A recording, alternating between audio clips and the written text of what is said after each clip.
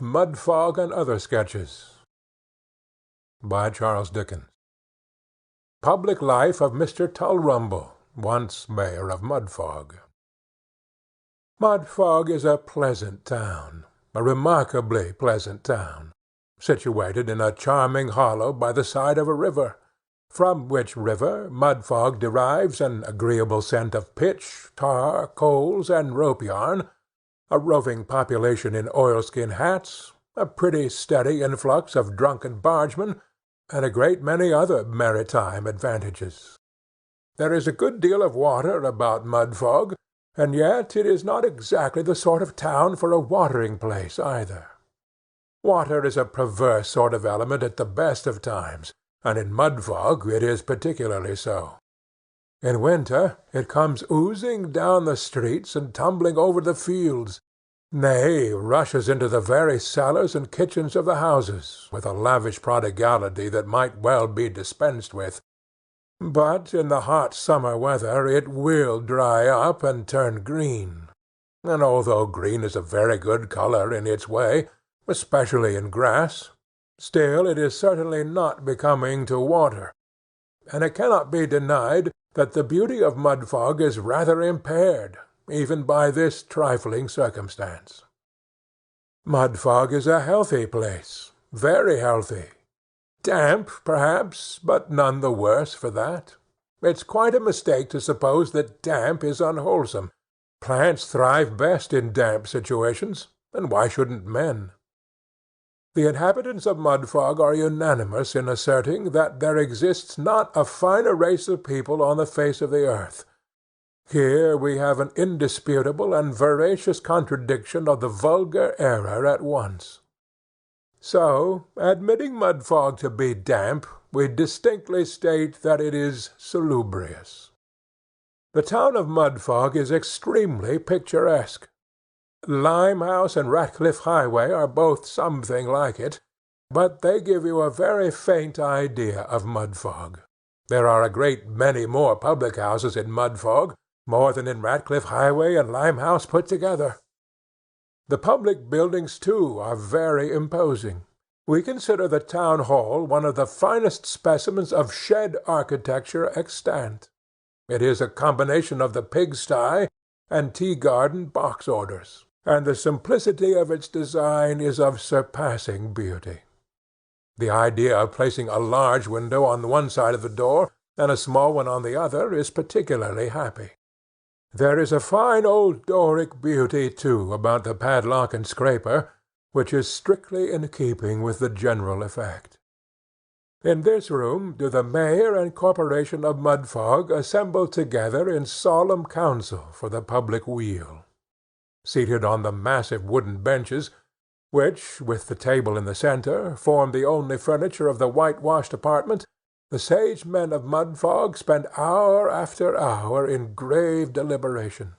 Here they settle at what hour of the night the public-houses shall be closed, at what hour of the morning they shall be permitted to open, how soon it shall be lawful for people to eat their dinner on church days, and other great political questions, and sometimes, long after silence has fallen on the town, and the distant lights from the shops and houses have ceased to twinkle, like far-off stars to the sight of the boatmen on the river, the illumination in the two unequal-sized windows of the town hall warns the inhabitants of Mudfog that its little body of legislators, like a larger and better-known body of the same genus, a great deal more noisy and not a whit more profound, are patriotically dozing away in company far into the night for their country's good.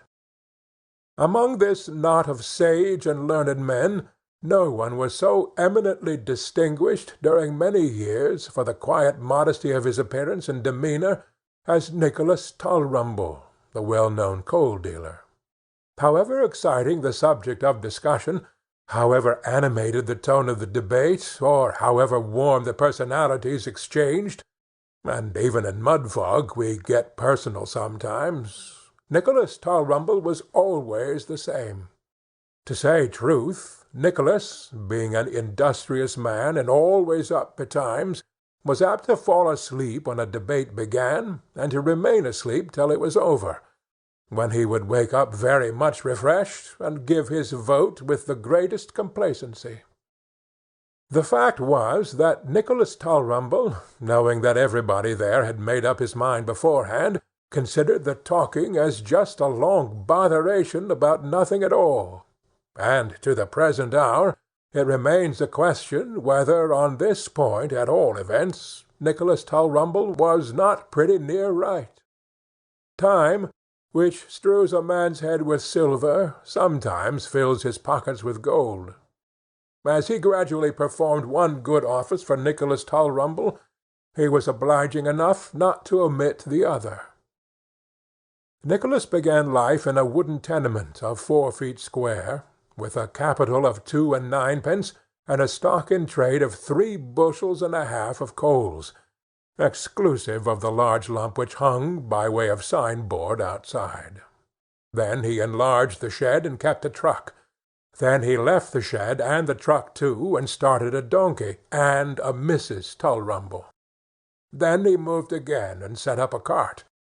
The cart was soon afterwards exchanged for a wagon, and so he went on like his great predecessor Whittington, only without a cat for a partner, increasing in wealth and fame, until at last he gave up business altogether, and retired with Mrs. Tulrumble and family to Mudfog Hall, which he had himself erected on something which he attempted to delude himself into the belief was a hill, about 1/4 of a mile distant from the town of Mudfog. About this time it began to be murmured in Mudfog that Nicholas Tulrumble was growing vain and haughty, that prosperity and success had corrupted the simplicity of his manners, and tainted the natural goodness of his heart. In short, that he was setting up for a public character and a great gentleman, and affected to look down upon his old companions with compassion and contempt. Whether these reports were at the time well-founded or not, certain it is that Mrs. Tulrumble very shortly afterwards started a 4-wheel chaise, driven by a tall postilion in a yellow cap, that Mr. Tulrumble junior took to smoking cigars and calling the footman a feller, and that Mr. Tulrumble from that time forth was no more seen in his old seat in the chimney-corner of the Lighterman's Arms at night. This looked bad. But more than this, it began to be observed that Mr. Nicholas Tulrumble attended the corporation meetings more frequently than heretofore, and he no longer went to sleep as he had done for so many years, but propped his eyelids open with his 2 forefingers, that he read the newspapers by himself at home, and that he was in the habit of indulging abroad in distant and mysterious allusions to masses of people, and the property of the country, and productive power, and the moneyed interest, all of which denoted and proved that Nicholas Tulrumble was either mad or worse, and it puzzled the good people of Mudfog amazingly. At length, about the middle of the month of October, Mr. Tulrumble and family went up to London, the middle of October being, as Mrs. Tulrumble informed her acquaintance in Mudfog, the very height of the fashionable season. Somehow or other, just about this time, despite the health-preserving air of Mudfog, the mayor died. It was a most extraordinary circumstance. He had lived in Mudfog for 85 years. The corporation didn't understand it at all. Indeed, it was with great difficulty that one old gentleman, who was a great stickler for forms, was dissuaded from proposing a vote of censure on such unaccountable conduct. Strange as it was, however, die he did, without taking the slightest notice of the corporation, and the corporation were imperatively called upon to elect his successor. So they met for the purpose, and being very full of Nicholas Tulrumble just then, and Nicholas Tulrumble being a very important man, they elected him, and rode off to London by the very next post to acquaint Nicholas Tulrumble with his new elevation.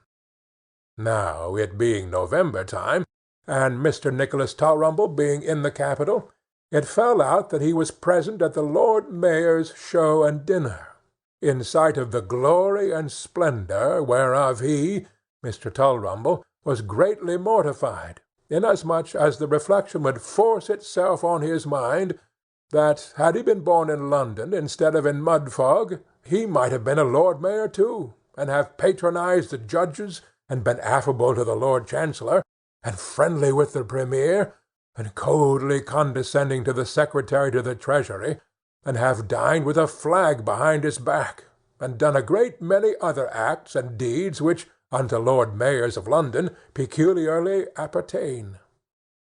The more he thought of the Lord Mayor, the more enviable a personage he seemed. To be a king was all very well, but what was the king to the Lord Mayor?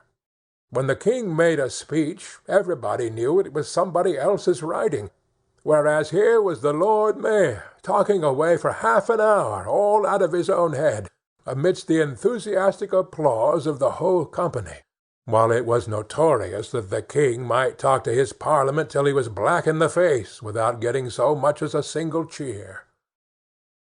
As all these reflections passed through the mind of Mr. Nicholas Tulrumble, the Lord Mayor of London appeared to him the greatest sovereign on the face of the earth, beating the Empire of Russia all to nothing, and leaving the Great Mogul immeasurably behind. Mr. Nicholas Tulrumble was pondering over these things, and inwardly cursing the fate which had pitched his coal-shed in Mudfog, when the letter of the corporation was put into his hand. A crimson flush mantled over his face as he read it, for visions of brightness were already dancing before his imagination. "My dear," said Mr. Tulrumble to his wife, "they have elected me Mayor of Mudfog." "Lord a mercy," said Mrs. Tulrumble. "Why, what's become of old Sniggs?" "The late Mr. Sniggs, Mrs. Tulrumble," said Mr. Tulrumble sharply, for he by no means approved of the notion of unceremoniously designating a gentleman who filled the high office of mayor as old Sniggs. "The late Mr. Sniggs, Mrs. Tulrumble, is dead." The communication was very unexpected, but Mrs. Tulrumble only ejaculated, "Lord a mercy!" once again, as if a mayor were a mere ordinary Christian, at which Mr. Tulrumble frowned gloomily. "What a pity 'tain't in London, ain't it?" said Mrs. Tulrumble, after a short pause. "What a pity 'tain't in London, where you might have had a show." "I might have a show in Mudfog, if I thought proper, I apprehend," said Mr. Tulrumble mysteriously. "Lord, so you might, I declare," replied Mrs. Tulrumble. "And a good un too," said Mr. Tulrumble. "Delightful!" exclaimed Mrs. Tulrumble. "One which would rather astonish the ignorant people down there," said Mr. Tulrumble. "It would kill 'em with envy," said Mrs. Tulrumble. So it was agreed that his Majesty's lieges in Mudfog should be astonished with splendor and slaughtered with envy, and that such a show should take place as had never been seen in that town, nor in any other town before, no, not even in London itself. On the very next day after the receipt of the letter, down came the tall postillion in a post-chaise, not upon one of the horses, but inside, actually inside the chaise, and, driving up to the very door of the town-hall, where the corporation were assembled, delivered a letter, written by Lord knows who, and signed by Nicholas Tulrumble, in which Nicholas said, all through 4 sides of closely written, gilt-edged, hot-pressed, Bath-post letter-paper, that he responded to the call of his fellow-townsmen with feelings of heartfelt delight, that he accepted the arduous office which their confidence had imposed upon him, that they would never find him shrinking from the discharge of his duty, that he would endeavor to execute his functions with all that dignity which their magnitude and importance demanded, and a great deal more to the same effect. But even this was not all. The tall postilion produced from his right-hand top-boot a damp copy of that afternoon's number of the county paper, and there, in large type, running the whole length of the very first column, was the long address from Nicholas Tulrumble to the inhabitants of Mudfog, in which he said that he cheerfully complied with their requisition, and, in short, as if to prevent any mistake about the matter, told them over again what a grand fellow he meant to be, in very much the same terms as those in which he had already told them all about the matter in his letter. The corporation stared at one another very hard at all this, and then looked, as if for explanation, to the tall postilion. But as the tall postilion was intently contemplating the gold tassel on the top of his yellow cap, and could have afforded no explanation whatever, even if his thoughts had been entirely disengaged, they contented themselves with coughing very dubiously, and looking very grave. The tall postilion then delivered another letter, in which Nicholas Tulrumble informed the corporation that he intended repairing to the town hall in grand state and gorgeous procession on the Monday afternoon next ensuing. At this the corporation looked still more solemn. But as the epistle wound up with a formal invitation to the whole body to dine with the mayor on that day at Mudfog Hall, Mudfog Hill, Mudfog, they began to see the fun of the thing directly, and sent back their compliments, and they'd be sure to come. Now there happened to be in Mudfog, as somehow or other there does happen to be in almost every town in the British Dominion, and perhaps in foreign dominions too, we think it very likely, but being no great traveller cannot distinctly say, there happened to be in Mudfog a merry-tempered, pleasant-faced, good-for-nothing sort of vagabond, with an invincible dislike to manual labour, and an unconquerable attachment to strong beer and spirits, whom everybody knew, and nobody, except his wife, took the trouble to quarrel with, who inherited from his ancestors the appellation of Edward Twigger, and rejoiced in the sobriquet of Bottle-nosed Ned. He was drunk upon the average once a day, and penitent upon an equally fair calculation once a month, and when he was penitent he was invariably in the very last stage of maudlin intoxication. He was a ragged, roving, roaring kind of fellow, with a burly form, a sharp wit, and a ready head, and could turn his hand to anything when he chose to do it. He was by no means opposed to hard labour on principle, for he would work away at a cricket match by the day together, running and catching and batting and bowling and revelling in toil which would exhaust a galley-slave. He would have been invaluable to a fire-office. Never was a man with such a natural taste for pumping engines, running up ladders, and throwing furniture out of 2 pair of stairs windows. Nor was this the only element in which he was at home. He was a humane society in himself, a portable drag, an animated life-preserver, and had saved more people in his time from drowning than the Plymouth lifeboat or Captain Manby's apparatus. With all these qualifications, notwithstanding his dissipation, Bottle-nosed Ned was a general favourite, and the authorities of Mudfog, remembering his numerous services to the population, allowed him to return to get drunk in his own way, without the fear of stocks, fine, or imprisonment. He had a general licence, and he showed his sense of the compliment by making the most of it. We have been thus particular in describing the character and avocations of Bottle-nosed Ned, because it enables us to introduce a fact politely, without hauling it into the reader's presence with indecent haste by the head and shoulders, and brings us very naturally to relate that on the very same evening on which Mr. Nicholas Tulrumble and family returned to Mudfog, Mr. Tulrumble's new secretary, just imported from London, with a pale face and light whiskers, thrust his head down to the very bottom of his neckcloth tie, in at the tap-room door of the Lighterman's Arms, and inquiring whether one Ned Twigger was luxuriating within, announced himself as the bearer of a message from Nicholas Tulrumble, Esquire, requiring Mr. Twigger's immediate attendance at the hall on private and particular business.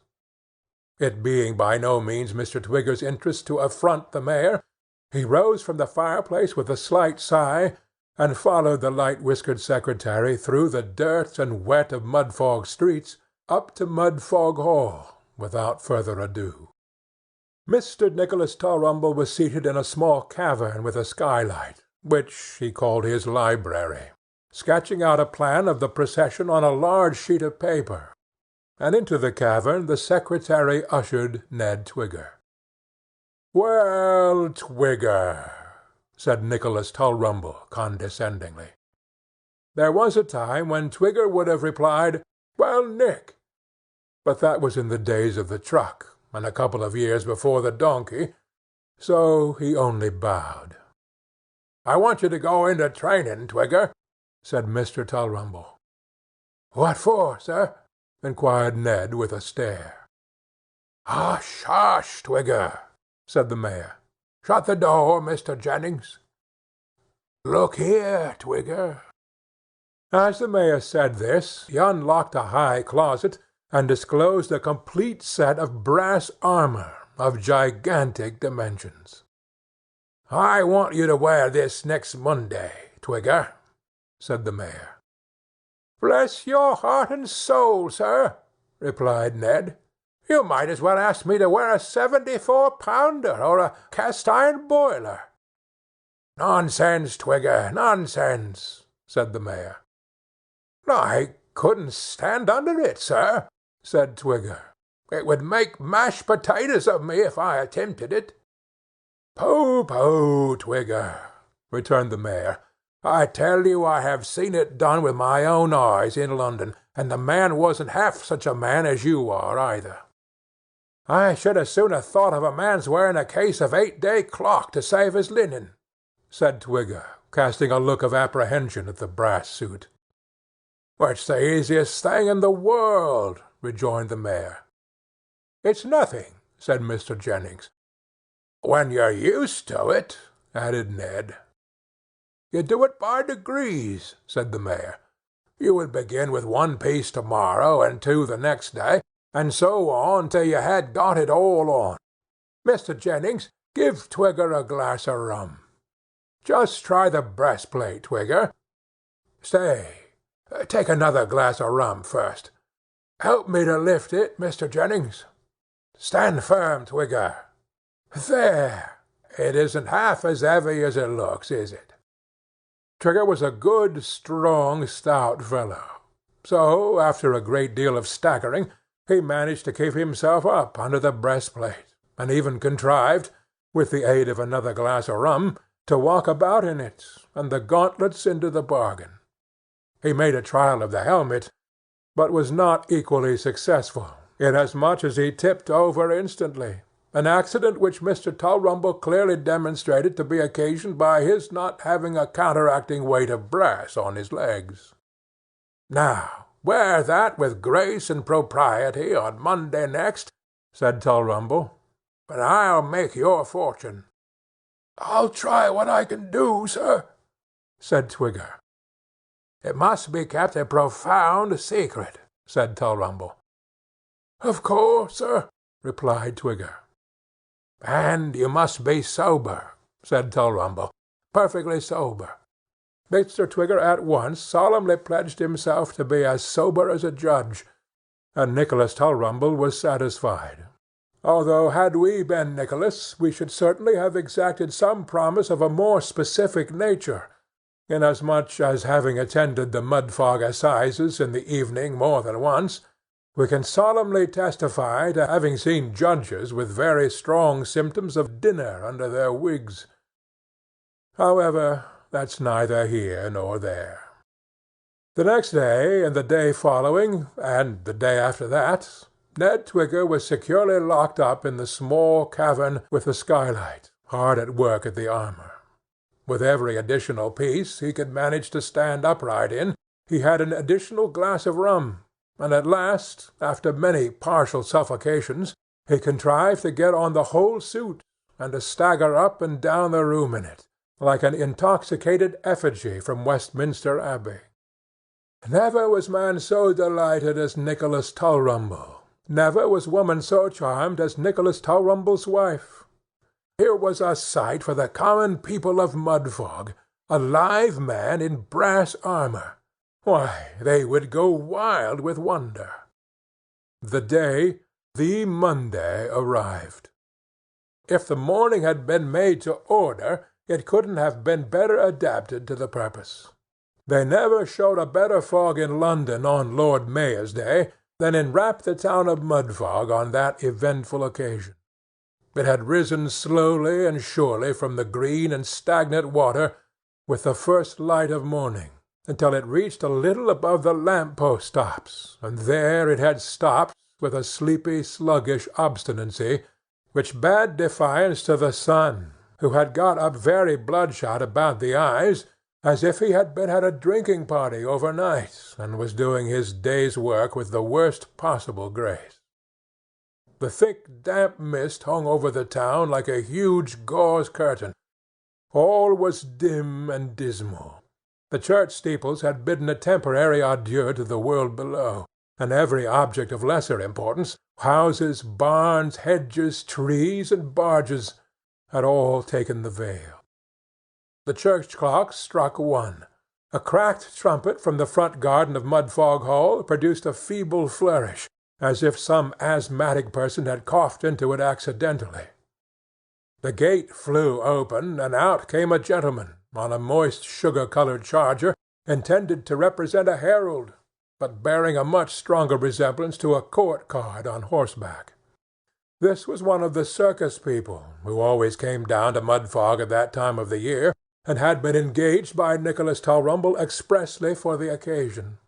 There was the horse, whisking his tail about, balancing himself on his hind legs, and flourishing away with his forefeet, in a manner which would have gone to the hearts and souls of any reasonable crowd. But a Mudfog crowd never was a reasonable one, and in all probability never will be. Instead of scattering the very fog with their shouts, as they ought most indubitably to have done, and were fully intended to do, by Nicholas Tulrumble, they no sooner recognized the herald than they began to growl forth the most unqualified disapprobation at the bare notion of his riding like any other man.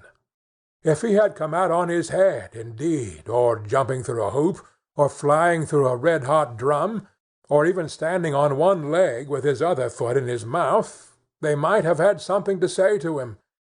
But for a professional gentleman to sit astride in the saddle with his feet in the stirrups was rather too good a joke. So the herald was a decided failure, and the crowd hooted with great energy as he pranced ingloriously away. On the procession came. We are afraid to say how many supernumeraries there were in striped shirts and black velvet caps to imitate the London watermen, or how many base imitations of running footmen, or how many banners, which, owing to the heaviness of the atmosphere, could by no means be prevailed on to display their inscriptions. Still less do we feel disposed to relate how the men played the wind instruments, looking up into the sky, we mean the fog, with musical fervour, walked through pools of water and hillocks of mud till they covered the powdered heads of the running footmen aforesaid with splashes that looked curious but not ornamental, or how the barrel-organ performer put on the wrong stop and played one tune while the band played another, or how the horses, being used to the arena and not to the streets, would stand still and dance instead of going on and prancing. All of which are matters which might be dilated upon to great advantage, but which we have not the least intention of dilating upon, notwithstanding. Oh, it was a grand and beautiful sight to behold a corporation in glass coaches, provided at the sole cost and charge of Nicholas Tulrumble, coming rolling along like a funeral out of mourning, and to watch the attempts the corporation made to look great and solemn, when Nicholas Tulrumble himself, in the four-wheel chaise, with the tall postilion, rolled out after them, with Mr. Jennings on one side to look like a chaplain, and a supernumerary on the other, with an old life-guardsman's sabre, to imitate the sword-bearer, and to see the tears running down the faces of the mob as they screamed with merriment. This was beautiful, and so was the appearance of Mrs. Tulrumble and son, as they bowed with grave dignity out of their coach-window to all the dirty faces that were laughing around them. And it is not even with this that we have to do, but with the sudden stopping of the procession at another blast of the trumpet, whereat and whereupon a profound silence ensued, and all eyes were turned towards Mudfog Hall in the confident anticipation of some new wonder. "They won't laugh now, Mr. Jennings," said Nicholas Tulrumble. "I think not, sir," said Mr. Jennings. "See how eager they look. Aha! The laugh will be on our side now, eh, Mr. Jennings?" "No doubt of that, sir," replied Mr. Jennings. And Nicholas Tulrumble, in a state of pleasurable excitement, stood up in the four-wheel chaise and telegraphed gratification to the mayoress behind. While all this was going forward, Ned Twigger had descended into the kitchen of Mudfog Hall for the purpose of indulging the servants with a private view of the curiosity that was to burst upon the town. And somehow or other the footman was so companionable, and the housemaid so kind, and the cook so friendly, that he could not resist the offer of the first mentioned to sit down and take something, just to drink success to Master in. So down Ned Twigger sat himself at his brass livery on the top of the kitchen table, and in a mug of something strong, paid for by the unconscious Nicholas Tulrumble, and provided by the companionable footman, drank success to the mayor and his procession. And as Ned laid by his helmet to imbibe the something strong, the companionable footman put it on his own head, to the immeasurable and unrecordable delight of the cook and housemaid. The companionable footman was very facetious to Ned, and Ned was very gallant to the cook and housemaid by turns. They were all very cosy and comfortable, and the something strong went briskly round. At last Ned Twigger was loudly called for by the procession people, and having had his helmet fixed on, in a very complicated manner, by the companionable footman, and the kind housemaid, and the friendly cook, he walked gravely forth, and appeared before the multitude. The crowd roared. It was not with wonder, it was not with surprise, it was most decidedly and unquestionably with laughter. "What?" said Mr. Tulrumble, starting up in the four-wheel chaise. "Laughing? If they laugh at a man in real brass armour, they'd laugh when their own fathers were dying. Why doesn't he go into his place, Mr. Jennings? What's he rolling down towards us for? He has no business here." "I am afraid, sir," faltered Mr. Jennings. "Afraid of what, sir?" said Nicholas Tulrumble, looking up into the secretary's face. "I am afraid he's drunk, sir," replied Mr. Jennings. Nicholas Tulrumble took one look at the extraordinary figure that was bearing down upon them, and then, clasping his secretary by the arm, uttered an audible groan in anguish of spirit. It is a melancholy fact that Mr. Twigger, having full license to demand a single glass of rum on the putting on of every piece of the armour, got, by some means or other, rather out of his calculation in the hurry and confusion of preparation, and drank about 4 glasses to a piece instead of 1, not to mention the something strong that went on the top of it. Whether the brass armour checked the natural flow of perspiration, and thus prevented the spirit from evaporating, we are not scientific enough to know. But whatever the cause was, Mr. Twigger no sooner found himself outside the gate of Mudfog Hall than he also found himself in a very considerable state of intoxication, and hence his extraordinary style of progressing.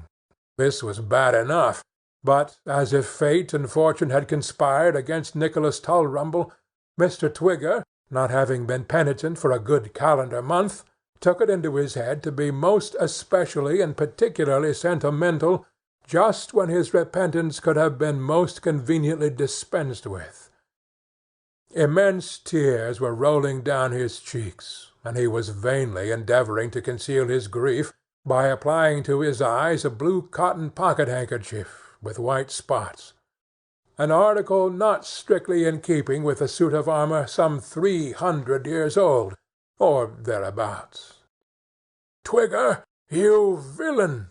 said Nicholas Tulrumble, quite forgetting his dignity. "Go back." "Never," said Ned.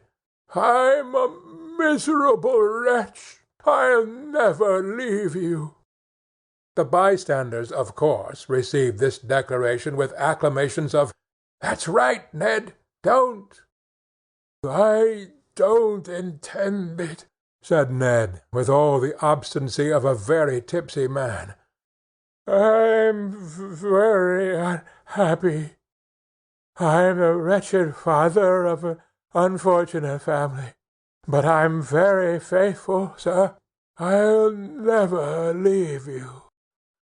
Having reiterated this obliging promise, Ned proceeded in broken words to harangue the crowd upon the number of years he had lived in Mudfog, the excessive respectability of his character, and other topics of the like nature. "Here, will anybody lead him away?" said Nicholas. "If they'll call on me afterwards, I'll reward them well." 2 or 3 men stepped forward with the view of bearing Ned off, when the secretary interposed. "Take care, said Mr. Jennings. "I beg your pardon, sir, but they'd better not go too near him, because, if he falls over, he'll certainly crush somebody."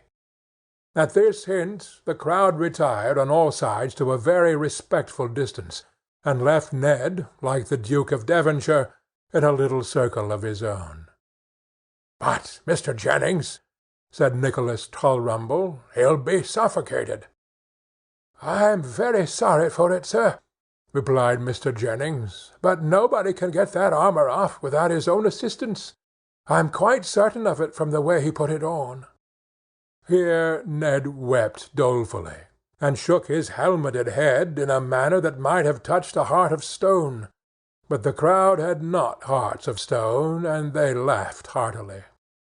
"Dear me, Mr. Jennings," said Nicholas, turning pale at the possibility of Ned's being smothered in his antique costume. "Dear me, Mr. Jennings, can nothing be done with him?" "Nothing at all," replied Ned. "Nothing at all. Gentlemen, I'm an unhappy wretch. I'm a bodied gentleman in a brass coffin." At this poetical idea of his own conjuring up, Ned cried so much that the people began to get sympathetic, and to ask what Nicholas Tulrumble meant by putting a man into such a machine as that. And one individual, in a hairy waistcoat like the top of a trunk, who had previously expressed his opinion that if Ned hadn't become a poor man, Nicholas wouldn't have dared do it, hinted at the propriety of breaking the 4-wheel chaise, or Nicholas's head, or both, which last compound proposition the crowd seemed to consider a very good notion. It was not acted upon, however, for it had hardly been broached when Ned Twigger's wife made her appearance abruptly in the little circle before noticed, and Ned no sooner caught a glimpse of her face and form than from the mere force of habit he set off towards his home just as fast as his legs would carry him. And that was not very quick in the present instance either, for however ready they might have been to carry him, they couldn't get on very well under the brass armour. So Mrs. Twigger had plenty of time to denounce Nicholas Tulrumble to his face, to express her opinion that he was a decided monster, and to intimate that, if her ill-used husband sustained any personal damage from the brass armour, she would have the law of Nicholas Tulrumble for manslaughter.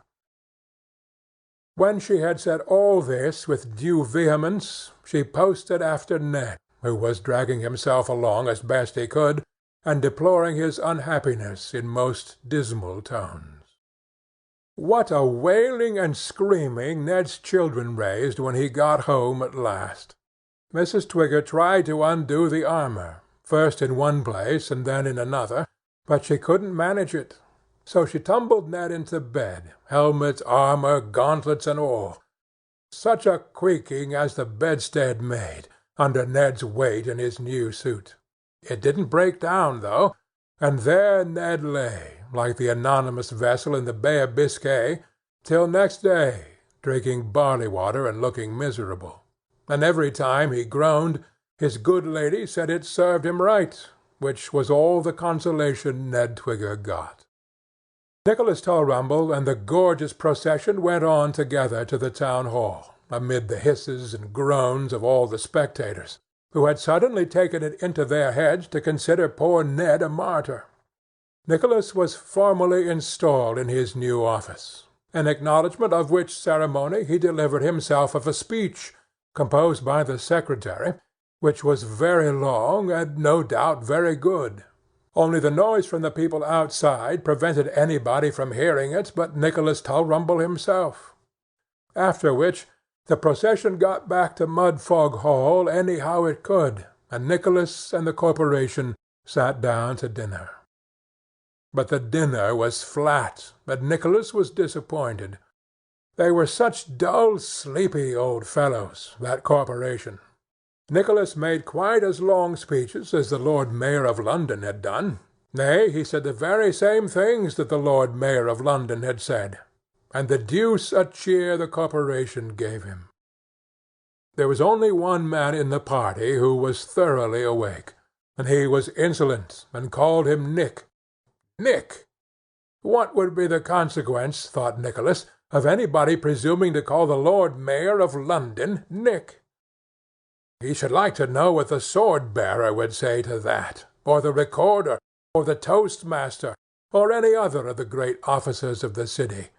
They'd nick him. But these were not the worst of Nicholas Tulrumble's doings. If they had been, he might have remained mayor to this day, and have talked till he lost his voice. He contracted a relish for statistics, and got philosophical, and the statistics and the philosophy together led him into an act which increased his unpopularity and hastened his downfall. At the very end of the Mudfog High Street, and abutting on the riverside, stands the Jolly Boatman, an old-fashioned, low-roofed, bay-windowed house, with a bar, kitchen, and tap-room all in one, and a large fireplace with a kettle to correspond, round which the working-men have congregated time out of mind on a winter's night, refreshed by draughts of good strong beer, and cheered by the sounds of a fiddle and tambourine.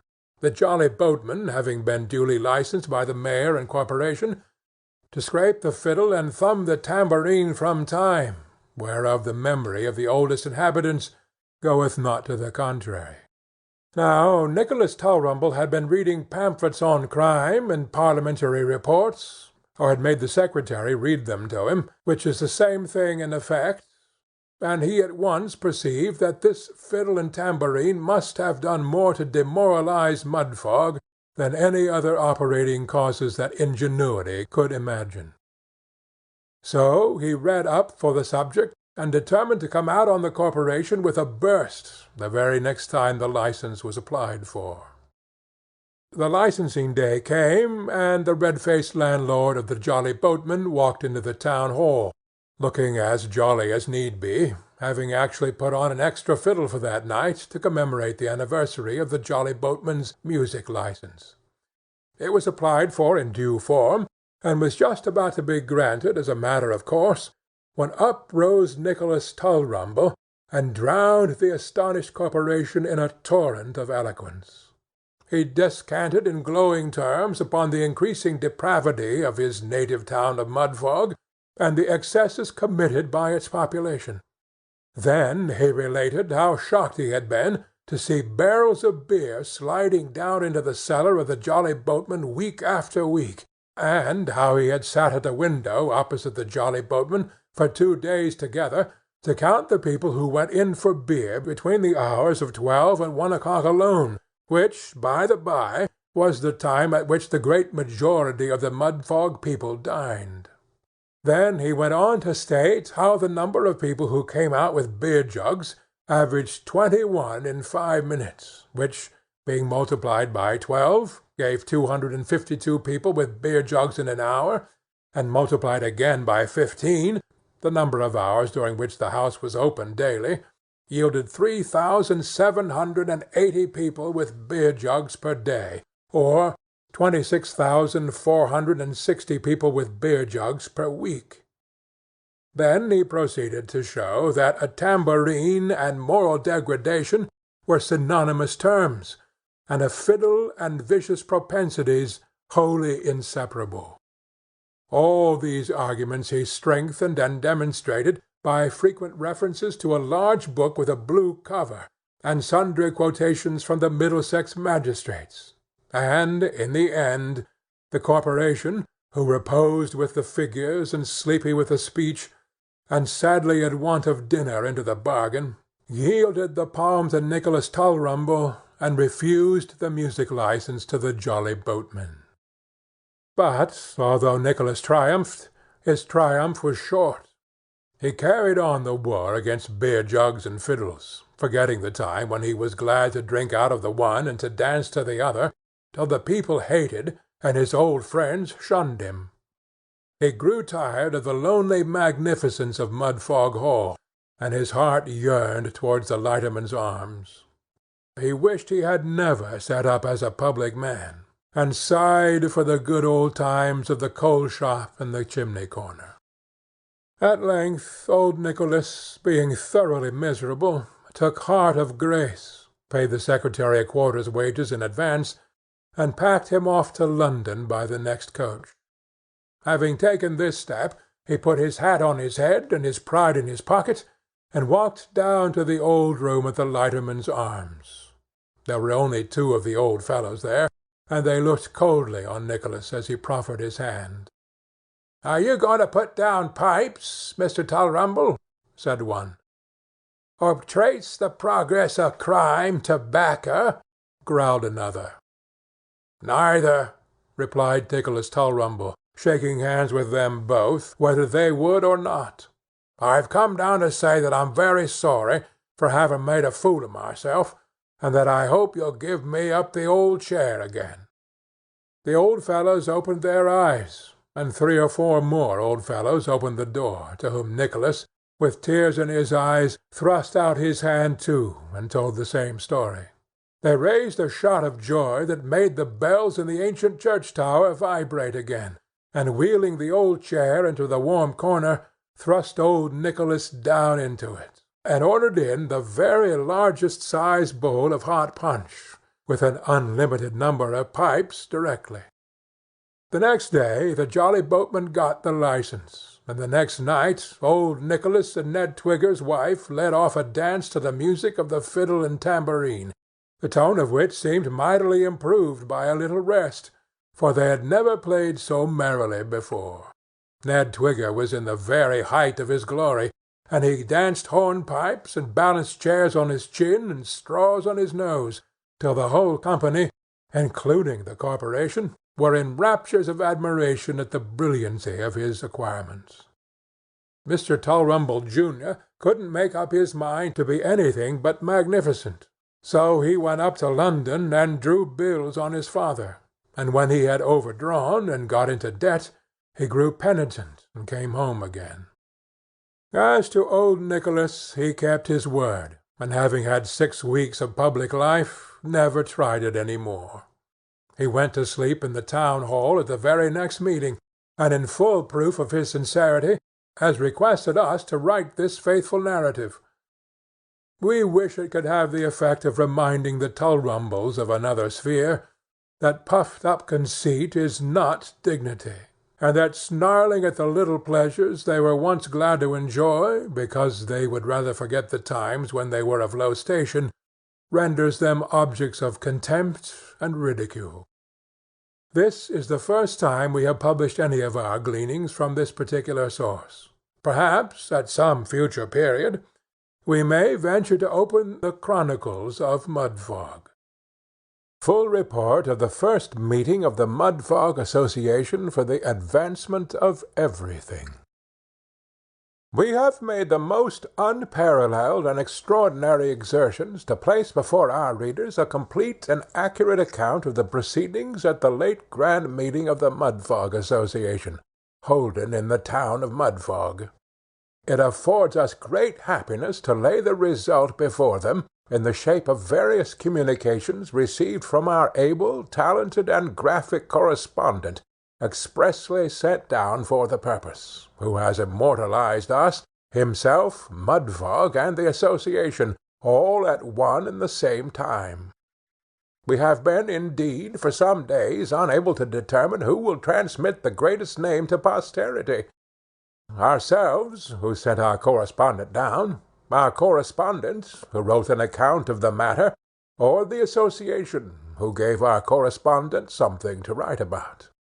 We rather incline to the opinion that we are the greatest man of the party, inasmuch as the notion of an exclusive and authentic report originated with us. This may be prejudice. It may arise from a prepossession on our part in our own favor. Be it so.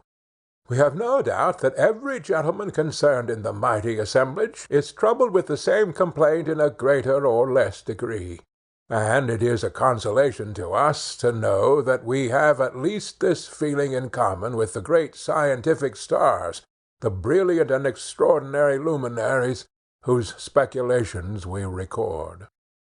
We give our correspondents' letters in the order in which they reached us. Any attempt at amalgamating them into one beautiful whole would only destroy that glowing tone, that dash of wildness, and rich vein of picturesque interest which pervade them throughout. Mudfog, Monday night, 7 o'clock.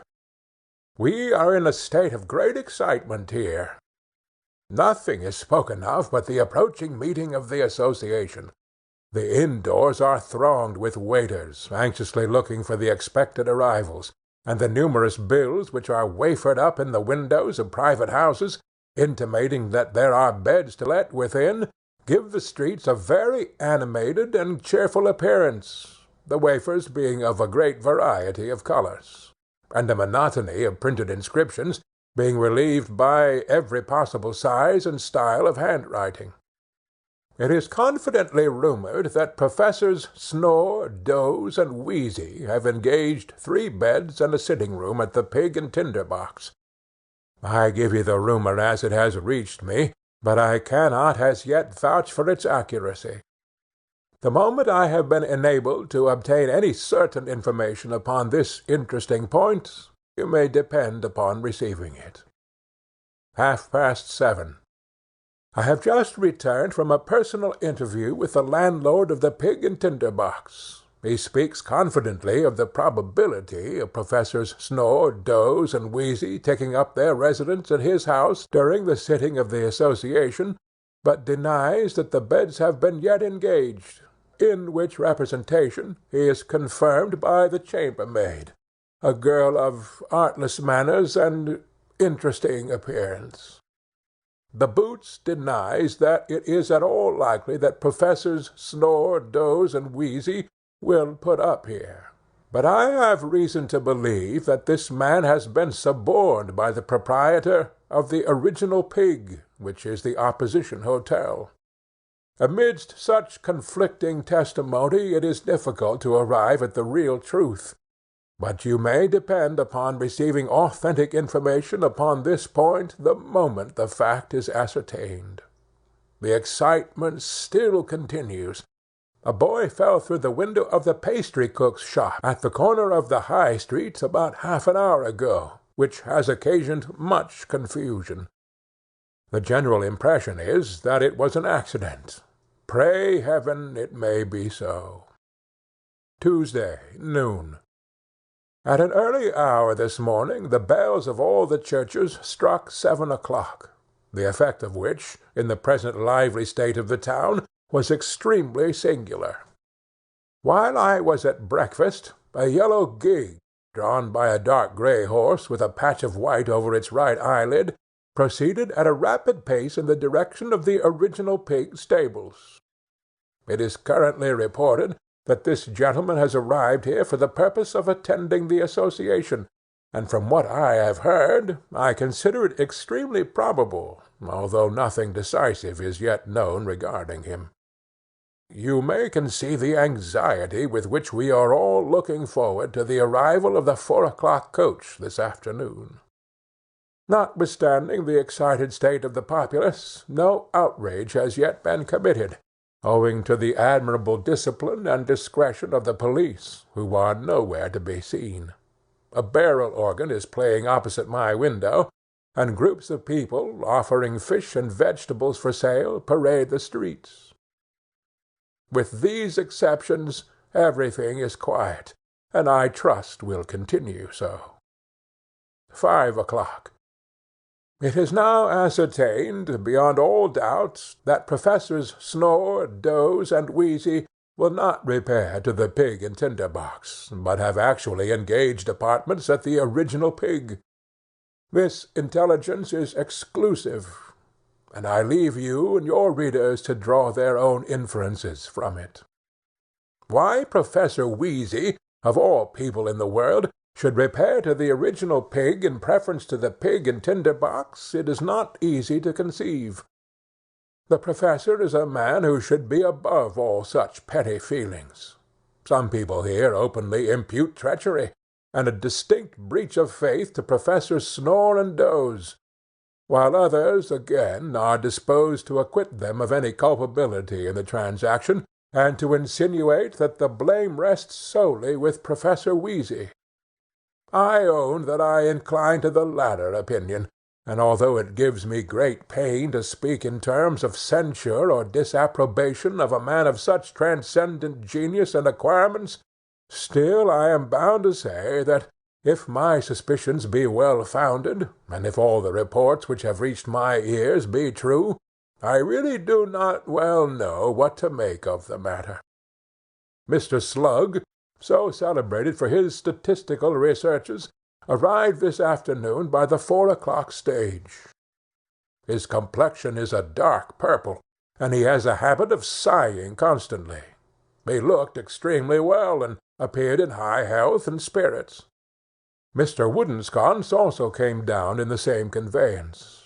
The distinguished gentleman was fast asleep on his arrival, and I am informed by the guard that he had been so the whole way. He was, no doubt, preparing for his approaching fatigues, but what gigantic visions must those be that flit through the brain of such a man when his body is in a state of torpidity! The influx of visitors increases every moment. I am told, I know not how truly, that 2 post-chaises have arrived at the original Pig within the last hour, and I myself observed a wheelbarrow, containing 3 carpet-bags and a bundle, entering the yard of the Pig and Tinder box no longer than 5 minutes since. The people are still quietly pursuing their ordinary occupations, but there is a wildness in their eyes, and an unwonted rigidity in the muscles of their countenances, which shows to the observant spectator that their expectations are strained to the very utmost pitch. I fear, unless some very extraordinary arrivals take place to-night, that consequences may arise from this popular ferment which every man of sense and feeling would deplore. 20 minutes past 6. I have just heard that the boy who fell through the pastry-cook's window last night has died of the fright. He was suddenly called upon to pay 3 and 6pence for the damage done. His constitution, it seems, was not strong enough to bear up against the shock. The inquest, it is said, will be held to-morrow. 7:03. Professors Muff and No-Go have just driven up to the hotel door. They at once ordered dinner with great condescension. We are all very much delighted with the urbanity of their manners, and the ease with which they adapt themselves to the forms and ceremonies of ordinary life. Immediately on their arrival, they sent for the head waiter, and privately requested him to purchase a live dog, as cheap a one as he could meet with, and to send him up after dinner with a pie-board, a knife and fork, and a clean plate. It is conjectured that some experiments will be tried upon the dog to-night. If any particulars should transpire, I will forward them by express. 8:30. The animal has been procured. He is a pug dog, of rather intelligent appearance, in good condition, and with very short legs. He has been tied to a curtain-peg in a dark room, and is howling dreadfully. 9:10. The dog has just been rung for. With an instinct which would appear almost the result of reason, the sagacious animal seized the waiter by the calf of the leg when he approached to take him, and made a desperate though ineffectual resistance. I have not been able to procure admission to the apartment occupied by the scientific gentleman, but, judging from the sounds which reached my ears when I stood upon the landing-place outside the door just now, I should be disposed to say that the dog had retreated, growling beneath some article of furniture, and was keeping the professors at bay.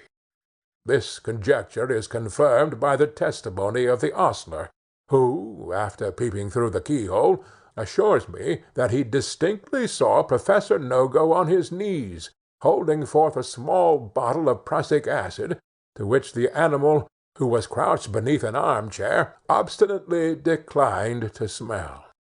You cannot imagine the feverish state of irritation we are in, lest the interests of science should be sacrificed to the prejudices of a brute creature, who is not endowed with sufficient sense to foresee the incalculable benefits which the whole human race may derive from so very slight a concession on his part. 9 o'clock.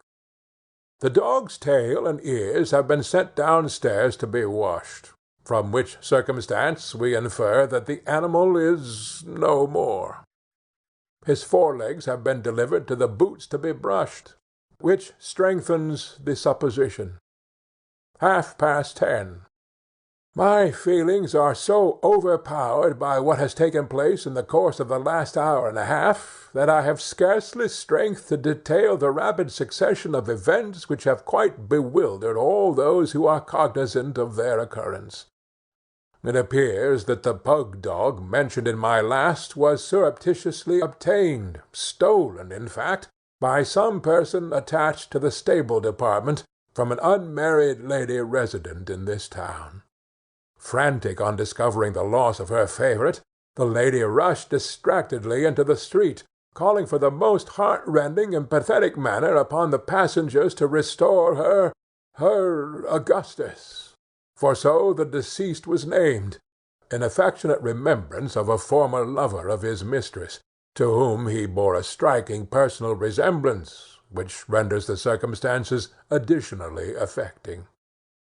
I am not yet in a condition to inform you what circumstance induced the bereaved lady to direct her steps to the hotel which had witnessed the last struggles of her protégé. I can only state that she arrived there at the very instant when his detached members were passing through the passage on a small tray. Her shrieks still reverberate in my ears. I grieve to say that the expressive features of Professor Muff were much scratched and lacerated by the injured lady, and that Professor Nogo, besides sustaining several severe bites, has lost some handfuls of hair from the same cause. It must be some consolation to these gentlemen to know that their ardent attachment to scientific pursuits has alone occasioned these unpleasant consequences, for which the sympathy of a grateful country will sufficiently reward them. The unfortunate lady remains at the pig and tinder box, and up to this time is reported in a very precarious state. I need scarcely tell you that this unlooked-for catastrophe has cast a damp and gloom upon us in the midst of our exhilarations, natural in any case, but greatly enhanced in this by the amiable qualities of the deceased animal, who appears to have been much and deservedly respected by the whole of his acquaintance. 12 o'clock. I take the last opportunity before sealing my parcel to inform you that the boy who fell through the pastry-cook's window is not dead, as was universally believed, but alive and well. The report appears to have had its origin in his mysterious disappearance. He was found half an hour since on the premises of a sweet-stuff maker, where a raffle had been announced for a second-hand sealskin cap and a tambourine, and whereas sufficient number of members not having been obtained at first, he had patiently waited until the list was completed. This fortunate discovery has in some degree restored our gaiety and cheerfulness. It is proposed to get up a subscription for him without delay. Everybody is nervously anxious to see what tomorrow will bring forth. If any one should arrive in the course of the night, I have left strict directions to be called immediately. I should have sat up, indeed, but the agitating events of the day have been too much for me. No news yet of either of the professors Snore, Doze, or Wheezy. It is very strange. Wednesday afternoon. All is now over, and upon one point at least I am at length enabled to set the minds of your readers at rest. The three professors arrived at 10 minutes after 2 o'clock, and instead of taking up their quarters at the original Pig, as it was universally understood in the course of yesterday that they would assuredly have done, drove straight to the Pig and Tinder box, where they threw off the mask at once and openly announced their intention of remaining.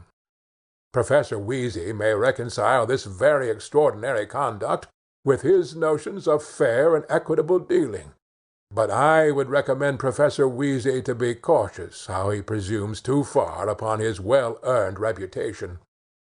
How such a man as Professor Snore, or which is still more extraordinary, such an individual as Professor Doze, can quietly allow himself to be mixed up with such proceedings as these, you will naturally inquire. Upon this head rumour is silent. I have my speculations, but forbear to give utterance to them just now. 4 o'clock.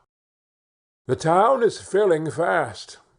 18 pence has been offered for a bed and refused. Several gentlemen were under the necessity last night of sleeping in the brick fields and on the steps of doors, for which they were taken before the magistrates in a body this morning, and committed to prison as vagrants for various terms. One of these persons I understand to be a highly respectable tinker, of great practical skill, who had forwarded a paper to the president of Section D, Mechanical Science, on the construction of pipkins with copper bottoms and safety values, of which report speaks highly. The incarceration of this gentleman is greatly to be regretted, as his absence will preclude any discussion on the subject. The bills are being taken down in all directions, and lodgings are being secured on almost any terms. I have heard of 15 shillings a week for 2 rooms, exclusive of coals and attendance, but I can scarcely believe it. The excitement is dreadful. I was informed this morning that the civil authorities, apprehensive of some outbreak of popular feeling, had commanded a recruiting sergeant and 2 corporals to be under arms, and that, with the view of not irritating the people unnecessarily by their presence, they had been requested to take up their position before daybreak in a turnpike, distant about 1/4 mile from the town. The vigor and promptness of these measures cannot be too highly extolled. Intelligence has just been brought me that an elderly female in a state of inebriety has declared in the open street her intention to do for Mr. Slug. Some statistical returns compiled by that gentleman relative to the consumption of raw spirituous liquors in this place are supposed to be the cause of the wretch's animosity.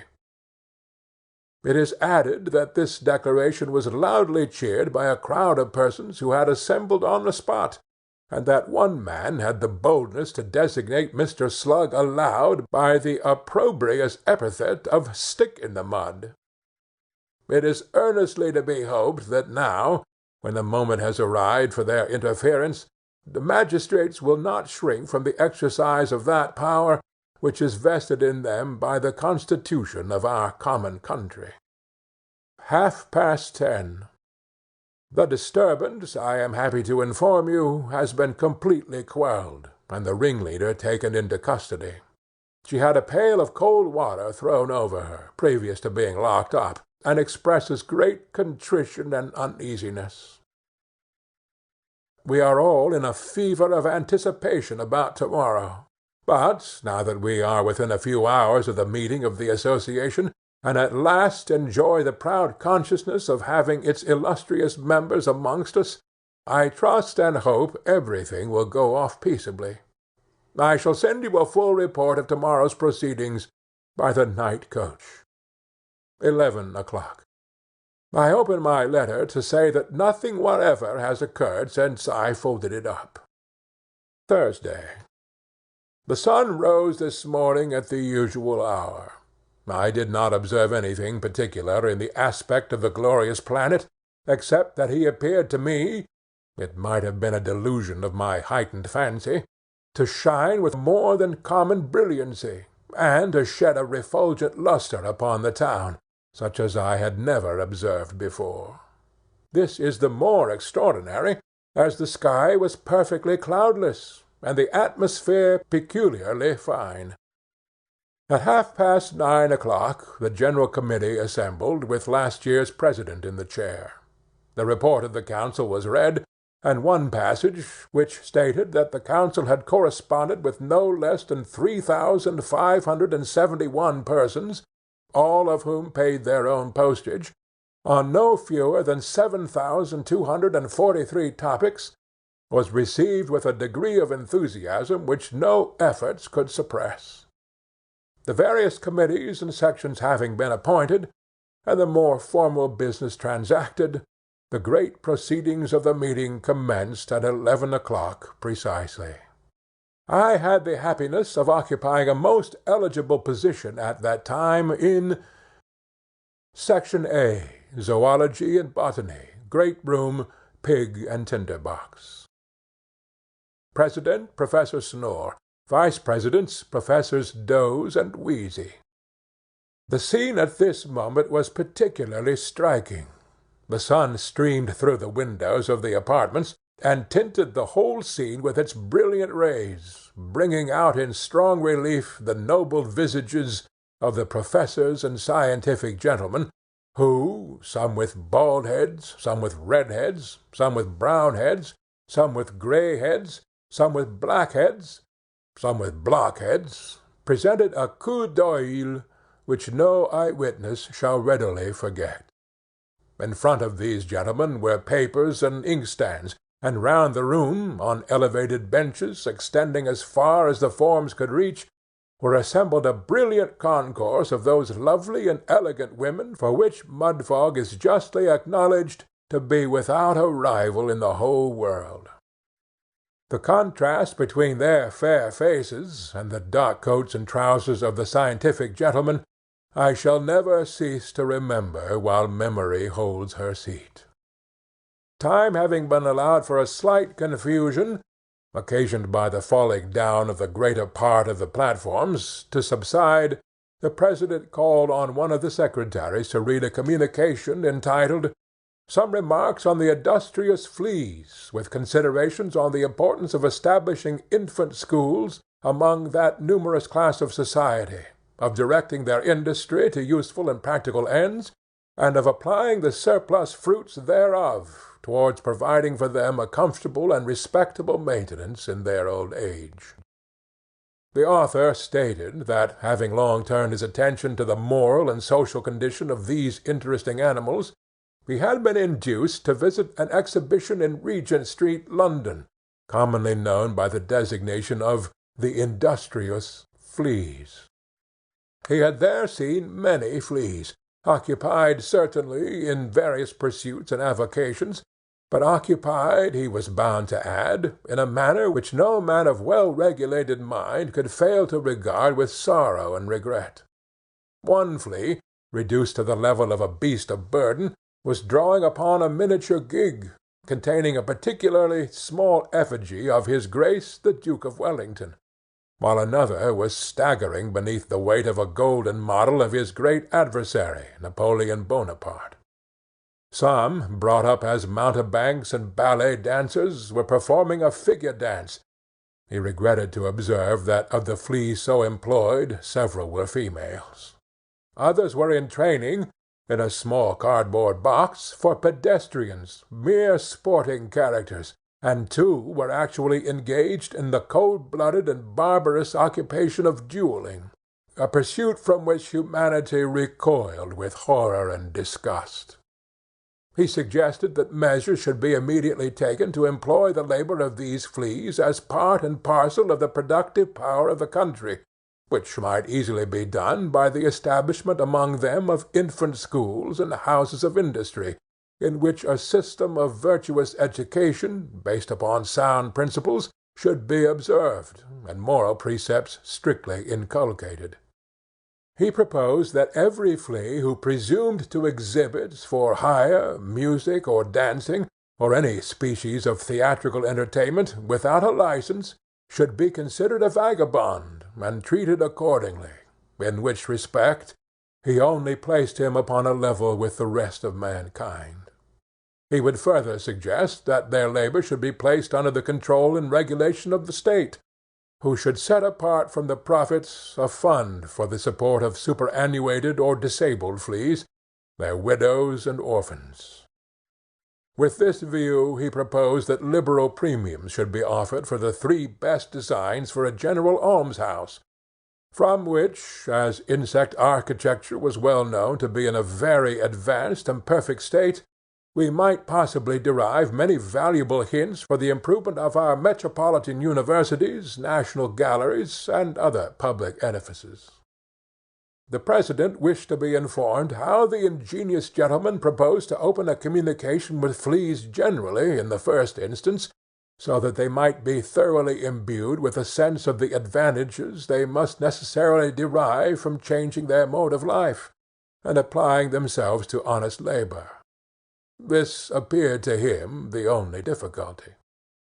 The author submitted that this difficulty was easily overcome, or rather that there was no difficulty at all in the case.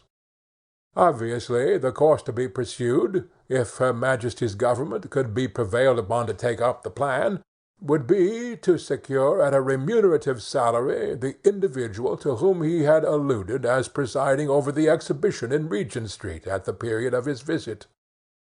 That gentleman would at once be able to put himself in communication with the mass of the fleas, and to instruct them in pursuance of some general plan of education, to be sanctioned by Parliament, until such time as the more intelligent among them were advanced enough to officiate as teachers to the rest. The President and several members of the section highly complimented the author of the paper last read on his most ingenious and important treatise. It was determined that the subject should be recommended to the immediate consideration of the Council. Mr. Wigby produced a cauliflower, somewhat larger than a chaise umbrella, which had been raised by no other artificial means than the simple application of highly carbonated soda-water as manure. He explained that by scooping out the head, which would afford a new and delicious species of nourishment for the poor, a parachute, in principle, something similar to that constructed by Mr. Garnerin, was at once obtained, the stalk, of course, being kept downwards. He added that he was perfectly willing to make a descent from a height of not less than 3 miles and a quarter, and had in fact already proposed the same to the proprietors of Vauxhall Gardens, who, in the handsomest manner, at once consented to his wishes, and appointed an early day next summer for the undertaking, merely stipulating that the rim of the cauliflower should be previously broken in 3 or 4 places to ensure the safety of the descent.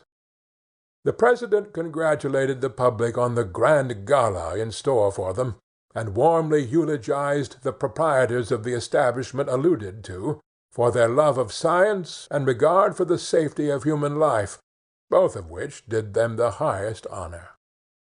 A member wished to know how many thousand additional lamps the royal property would be illuminated with on the night after the descent. Mr. Wigby replied that the point was not yet finally decided, but he believed it was proposed, over and above the ordinary illuminations, to exhibit in various devices 8 millions and a half of additional lamps. The member expressed himself much gratified with this announcement. Mr. Blunderham delighted the section with a most interesting and valuable paper on the last moments of the learned pig, which produced a very strong impression on the assembly, the account being compiled from the personal recollections of his favourite attendant. The account stated in the most emphatic terms that the animal's name was not Toby, but Solomon, and distinctly proved that he could have no near relatives in the profession, as many designing persons had falsely stated, inasmuch as his father, mother, brothers, and sisters had all fallen victims to the butcher at different times. An uncle of his, indeed, had with very great labour been traced to a sty in Somerstown, but as he was in a very infirm state at the time, being afflicted with measles, and shortly afterwards disappeared, there appeared too much reason to conjecture that he had been converted into sausages. The disorder of the learned pig was originally a severe cold, which, being aggravated by excessive trough indulgence, finally settled upon the lungs, and terminated in a general decay of the constitution. A melancholy instance of a presentiment entertained by the animal of his approaching dissolution was recorded. After gratifying a numerous and fashionable company with his performances, in which no falling off whatever was visible, he fixed his eyes on the biographer, and turning to the watch which lay on the floor, and on which he was accustomed to point out the hour, deliberately passed his snout twice round the dial. In precisely 24 hours from that time he had ceased to exist. Professor Wheezy inquired whether, previous to his demise, the animal had expressed, by signs or otherwise, any wishes regarding the disposal of his little property. Mr. Blunderham replied that, when the biographer took up the pack of cards at the conclusion of the performance, the animal grunted several times in a significant manner, and nodding his head, as he was accustomed to do when gratified. From these gestures it was understood that he wished the attendant to keep the cards, which he had ever since done. He had not expressed any wish relative to his watch, which had accordingly been pawned by the same individual. The President wished to know whether any member of the section had ever seen or conversed with the pig-faced lady, who was reported to have worn a black velvet mask, and to have taken her meals from a golden trough. After some hesitation, a member replied that the pig-faced lady was his mother-in-law, and that he trusted the President would not violate the sanctity of private life. The President begged pardon. He had considered the pig-faced lady a public character. Would the honourable member object to state, with a view to the advancement of science, whether she was in any way connected with the learned pig? The member replied in the same low tone, that as the question appeared to involve a suspicion that the learned pig might be his half-brother, he must decline answering it. Section B. Anatomy and Medicine. Coach-house, pig and tinder-box. President, Dr. Tyrrell. Vice-presidents, Professors Muff and No-Go. Dr. Kantukamagin, of Moscow, read to the section a report of a case which had occurred within his own practice, strikingly illustrative of the power of medicine, as exemplified in his successful treatment of a virulent disorder. He had been called in to visit the patient on the 1st of April, 1837. He was then labouring under symptoms peculiarly alarming to any medical man. His frame was stout and muscular, his step firm and elastic, his cheeks plump and red, his voice loud, his appetite good, his pulse full and round. He was in the constant habit of eating 3 meals per diem, and of drinking at least 1 bottle of wine and 1 glass of spirituous liquors diluted with water in the course of the 24 hours. He laughed constantly, and in so hearty a manner that it was terrible to hear him. By dint of powerful medicine, low diet, and bleeding, the symptoms in the course of 3 days perceptibly decreased. A rigid perseverance in the same course of treatment for only 1 week, accompanied with small doses of water gruel, weak broth, and barley water, led to their entire disappearance. In the course of a month he was sufficiently recovered to be carried downstairs by 2 nurses, and to enjoy an airing in a close carriage supported by soft pillows. At the present moment he was restored so far as to walk about with the slight assistance of a crutch and a boy. It would perhaps be gratifying to the section to learn that he ate little, drank little, slept little, and was never heard to laugh by any accident whatever. Dr. R. Fee, in complimenting the honourable member upon the triumphant cure he had effected, begged to ask whether the patient still bled freely. Dr. Kutankumagen replied in the affirmative. Dr. R. Fee: "And you found that he bled freely during the whole course of the disorder?" Dr. Kutankumagen: "Oh dear, yes, most freely." Dr. Neeshawts supposed that if the patient had not submitted to be bled with great readiness and perseverance, so extraordinary a cure could never in fact have been accomplished. Dr. Kutankumagen rejoined, "Certainly not." Mr. Knight Bell, M.R.C.S., exhibited a wax preparation of the interior of a gentleman who in early life had inadvertently swallowed a door-key.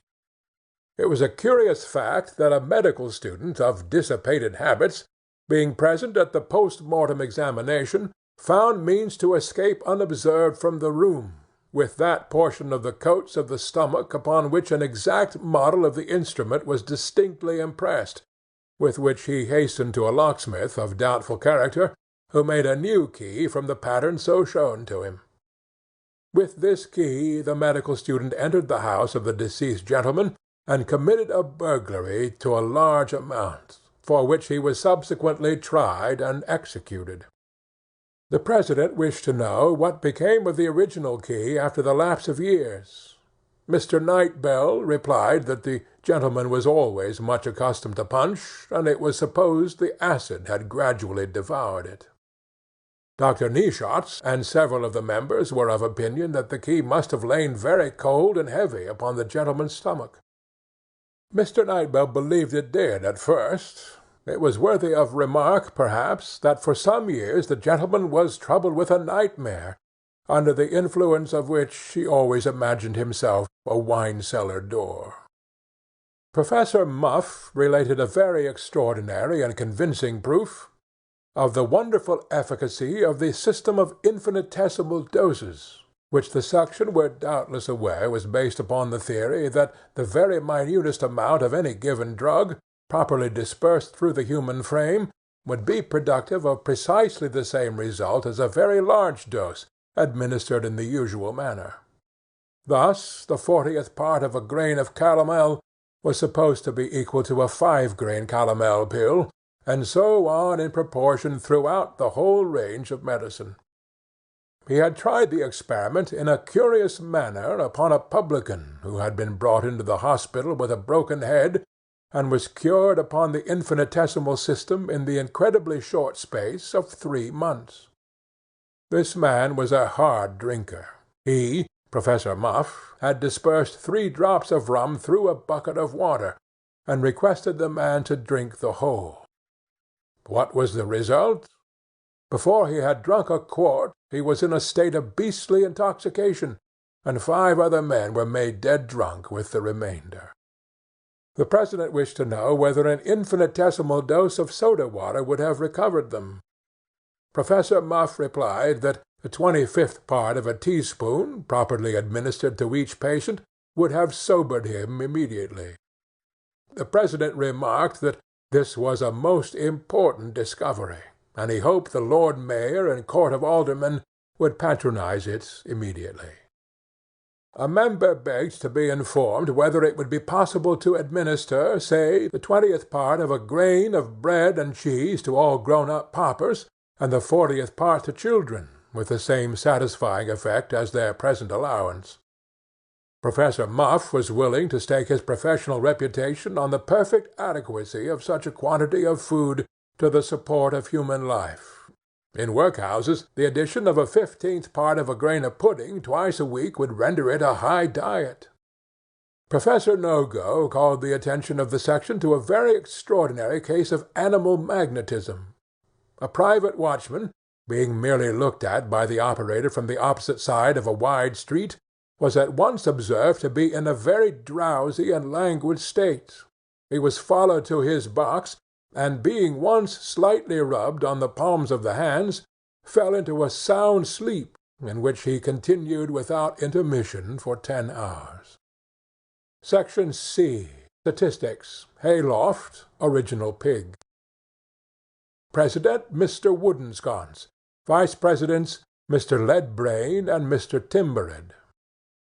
Mr. Slug stated to the section the result of some calculations he had made with great difficulty and labour, regarding the state of infant education among the middle classes of London.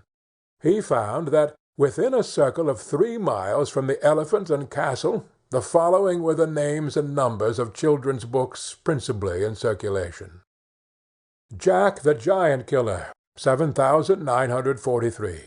Ditto and Beanstalk, 8,621.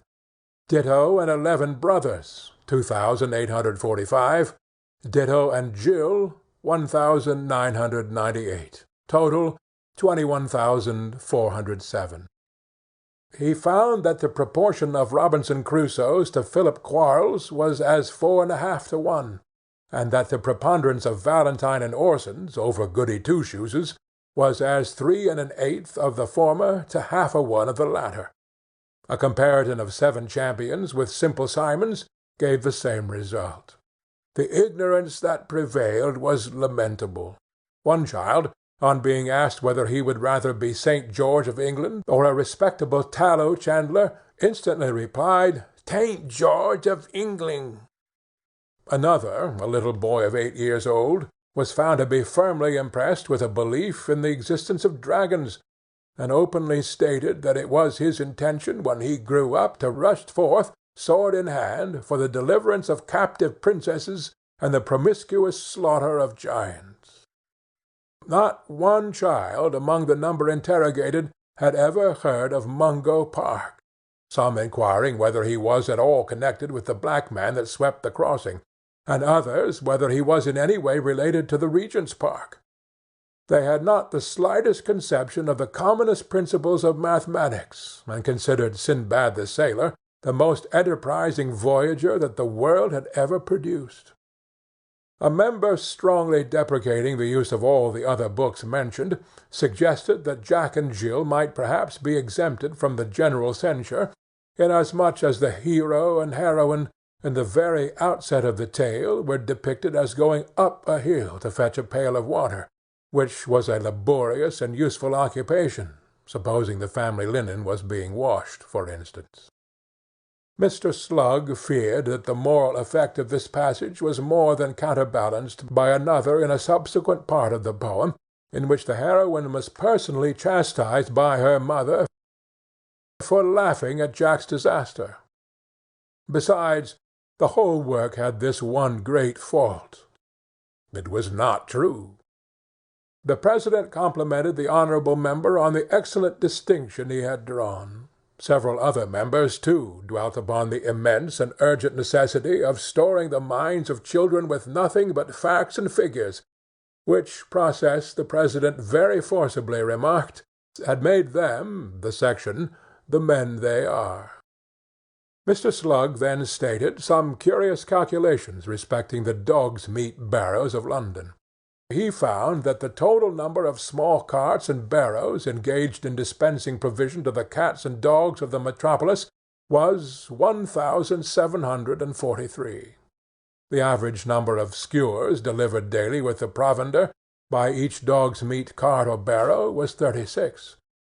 Now, multiplying the number of skewers so delivered by the number of barrows, a total of 62,748 skewers daily would be obtained.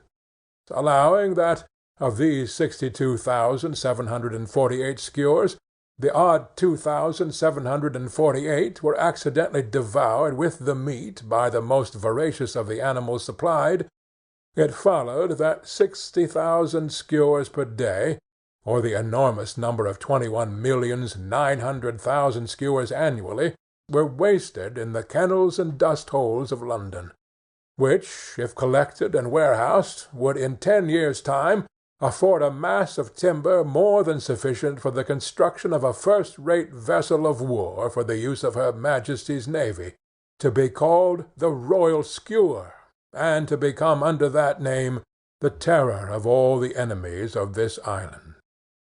Mr. X. Ledbrain read a very ingenious communication, from which it appeared that the total number of legs belonging to the manufacturing population of one great town in Yorkshire was, in round numbers, 40,000, while the total number of chair and stool legs in their houses was only 30,000, which, upon the very favourable average of 3 legs to a seat, yielded only 10,000 seats in all. From this calculation it would appear, not taking wooden or cork legs into the account, but allowing 2 legs to every person, that 10,000 individuals, one half of the whole population, were either destitute of any rest for their legs at all, or passed the whole of their leisure time in sitting upon boxes. Section D. Mechanical Science. Coach-house, original pig. President, Mr. Carter. Vice-Presidents, Mr. Truck and Mr. Waghorn. Professor Queerspeck exhibited an elegant model of a portable railway, neatly mounted in a green case for the waistcoat pocket. By attaching this beautiful instrument to his boots, any bank or public office clerk could transport himself from his place of residence to his place of business at the easy rate of 65 miles an hour, which to gentlemen of sedentary pursuits would be an incalculable advantage. The President was desiring of knowing whether it was necessary to have a level surface on which the gentleman was to run. Professor Queerspeck explained that city gentlemen should run in trains, being handcuffed together, to prevent confusion or unpleasantness. For instance, trains would start every morning at 8, 9, and 10 o'clock from Camden Town, Islington, Camberwell, Hackney, and various other places in which city gentlemen are accustomed to reside.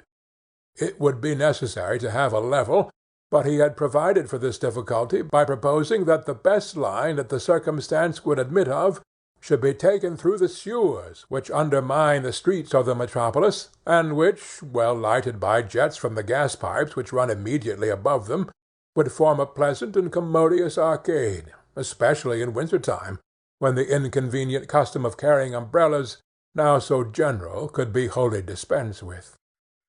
In reply to another question, Professor Queerspeck stated that no substitute for the purposes to which these arcades were at present devoted had yet occurred to him, but that he hoped no fanciful objection on this head would be allowed to interfere with so great an understanding.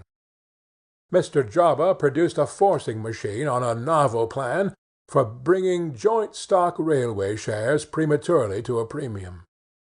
The instrument was in the form of an elegant gilt weather-glass, of most dazzling appearance, and was worked behind by strings after the manner of a pantomime trick, the strings being always pulled by the directors of the company to which the machine belonged. The quicksilver was so ingeniously placed that when the acting directors held shares in their pockets, figures denoting very small expenses and very large returns appeared upon the glass. But the moment the directors parted with these pieces of paper, the estimate of needful expenditure suddenly increased itself to an immense extent, while the statements of certain profits became reduced in the same proportion. Mr. Jobba stated that the machine had been in constant requisition for some months past, and he had never once known it to fail. A member expressed his opinion that it was extremely neat and pretty. He wished to know whether it was not liable to accidental derangement. Mr. Jobba said that the whole machine was undoubtedly liable to be blown up, but that was the only objection to it. Professor Nogo arrived from the anatomical section to exhibit a model of a safety fire escape, which could be fixed at any time in less than half an hour, and by means of which the youngest or most infirm persons, successfully resisting the progress of the flames until it was quite ready, could be preserved if they merely balanced themselves for a few minutes on the sill of their bedroom window, and got into the escape without falling into the street. The professor stated that the number of boys who had been rescued in the daytime by this machine from houses which were not on fire was almost incredible. Not a conflagration had occurred in the whole of London for many months past to which the escape had not been carried on the very next day, and put in action before a concourse of persons. The President inquired whether there was not some difficulty in ascertaining which was the top of the machine and which the bottom, in cases of pressing emergency. Professor Nogo explained that of course it could not be expected to act quite as well when there was a fire as when there was not a fire, but in the former case he thought it would be of equal service whether the top were up or down. With the last section, our correspondent concludes his most able and faithful report, which will never cease to reflect credit upon him for his scientific attainments, and upon us for our enterprising spirit. It is needless to take a review of the subjects which have been discussed, of the mode in which they have been examined, of the great truths which they have elicited. They are now before the world, and we leave them to read, to consider, and to profit. The place of meeting for next year has undergone discussion, and has at length been decided, regard being had to, and evidence being taken upon, the goodness of its wines, the supply of its markets, the hospitality of its inhabitants, and the quality of its hotels. We hope at this next meeting our correspondent may again be present, and that we may be once more the means of placing his communications before the world. Until that period we have been prevailed upon to allow this number of our miscellany to be retailed to the public, or wholesale to the trade, without any advance upon our usual price. We have only to add that the committees are now broken up, and that Mudfog is once again restored to its accustomed tranquillity, that professors and members have had balls and soirees and suppers and great mutual complimentations, and have at length dispersed to their several homes, whither all good wishes and joys attend them until next year. Signed, Boz. Full report of the second meeting of the Mudfog Association for the advancement of everything. In October last we did ourselves the immortal credit of recording, at an enormous expense, and by dint of exertions unparalleled in the history of periodical publication, the proceedings of the Mudfog Association for the advancement of everything, which in that month held its first great half-yearly meeting, to the wonder and delight of the whole empire.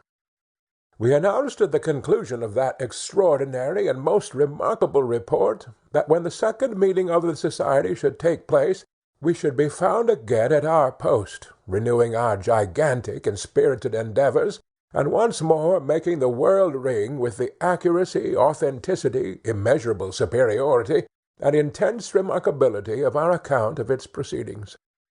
In redemption of this pledge, we caused to be dispatched per steam to Oldcastle, at which place this second meeting of the society was held on the 20th instant, the same superhumanly endowed gentleman who furnished the former report, and who, gifted by nature with transcendent abilities, and furnished by us with a body of assistants scarcely inferior to himself, has forwarded a series of letters, which, for faithfulness of description, power of language, fervour of thought, happiness of expression, and importance of subject matter, have no equal in the epistolary literature of any age or country.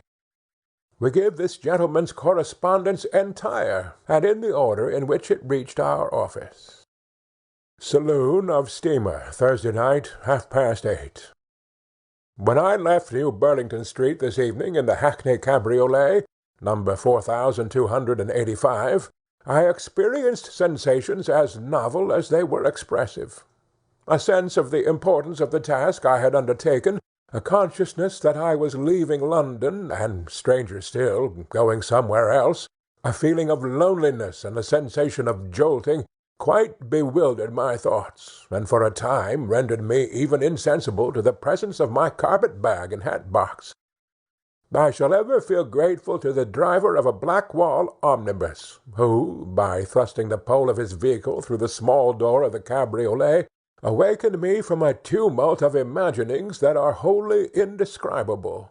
But of such materials is our imperfect nature composed. I am happy to say that I am the first passenger on board, and shall thus be enabled to give you an account of all that happens in the order of its occurrence. The chimney is smoking a good deal, and so are the crew, and the captain, I am informed, is very drunk in a little house upon deck, something like a black turnpike. I should infer from all I hear that he has got the steam up. You will readily guess with what feelings I have just made the discovery that my berth is in the same closet with those engaged by Professor Woodensconce, Mr. Slug, and Professor Grime. Professor Woodensconce has taken the shelf above me, and Mr. Slug and Professor Grime the two shelves opposite. Their luggage has already arrived. On Mr. Slug's bed is a long, thin tube of about 3 inches in diameter, carefully closed at both ends. What can this contain? Some powerful instrument of a new construction, doubtless. 10 minutes past 9. Nobody has yet arrived, nor has anything fresh come in my way except several joints of beef and mutton, from which I conclude that a good plain dinner has been provided for tomorrow. There is a singular smell below, which gave me some uneasiness at first, but as the steward says it is always there and never goes away, I am quite comfortable again. I learn from this man that the different sections will be distributed at the Black Boy and Stomachache, and the Bootjack and Countenance. If this intelligence be true, I have no reason to doubt it, your readers will draw such conclusions as their different opinions may suggest. I write down these remarks as they occur to me, or as the facts come to my knowledge, in order that my first impressions may lose nothing of their original vividness. I shall dispatch them in small packets, as opportunities arise. 9:30. Some dark object has just appeared upon the wharf. I think it is a travelling carriage. 9:45. No, it isn't. 10:30. The passengers are pouring in every instant. 4 omnibuses full have just arrived upon the wharf, and all is bustle and activity. The noise and confusion are very great. Cloths are laid in the cabins, and the steward is placing blue plates full of knobs of cheese at equal distances down the centre of the tables. He drops a great many knobs, but being used to it, picks them up again with great dexterity, and after wiping them on his sleeve, throws them back into the plates. He is a young man of exceedingly prepossessing appearance, either dirty or a mulatto, but I think the former. An interesting old gentleman, who came to the wharf in an omnibus, has just quarrelled violently with the porters, and is staggering towards the vessel with a large trunk in his arms. I trust and hope that he may reach it in safety, but the board he has to cross is narrow and slippery. Was that a splash? Gracious powers! I have just returned from the deck. The trunk is standing upon the extreme brink of the wharf, but the old gentleman is nowhere to be seen. The watchman is not sure whether he went down or not, but promises to drag for him the first thing tomorrow morning. May his humane efforts prove successful. Professor Nogo has this moment arrived with his nightcap on under his hat. He has ordered a glass of cold brandy and water, with a hard biscuit and a basin, and has gone straight to bed. What can this mean? The 3 other scientific gentlemen to whom I have already alluded have come on board, and have all tried their beds, with the exception of Professor Woodensconce, who sleeps in one of the top ones, and can't get into it. Mr. Slug, who sleeps in the other top one, is unable to get out of his, and is to have his supper handed up by a boy. I have had the honour to introduce myself to these gentlemen, and we have amicably arranged the order in which we shall retire to rest, which it is necessary to agree upon, because, although the cabin is very comfortable, there is not room for more than one gentleman to be out of bed at a time, and even he must take his boots off in the passage. As I anticipated, the knobs of cheese were provided for the passengers' supper, and are now in course of consumption. Your readers will be surprised to hear that Professor Woodensconce has abstained from cheese for 8 years, although he takes butter in considerable quantities. Professor Grime, having lost several teeth, is unable, I observe, to eat his crusts without previously soaking them in his bottled porter. How interesting are these peculiarities! 11:30. Professors Woodensconce and Grime, with a degree of good humour that delights us all, have just arranged to toss for a bottle of mulled port. There has been some discussion whether the payment should be decided by the first toss or the best out of 3. Eventually, the latter course has been determined on. Deeply do I wish that both gentlemen could win. But, that being impossible, I own that my personal aspirations, I speak as an individual, and do not compromise either you or your readers by this expression of feeling, are with Professor Woodensconce. I have backed that gentleman to the amount of 18 pence.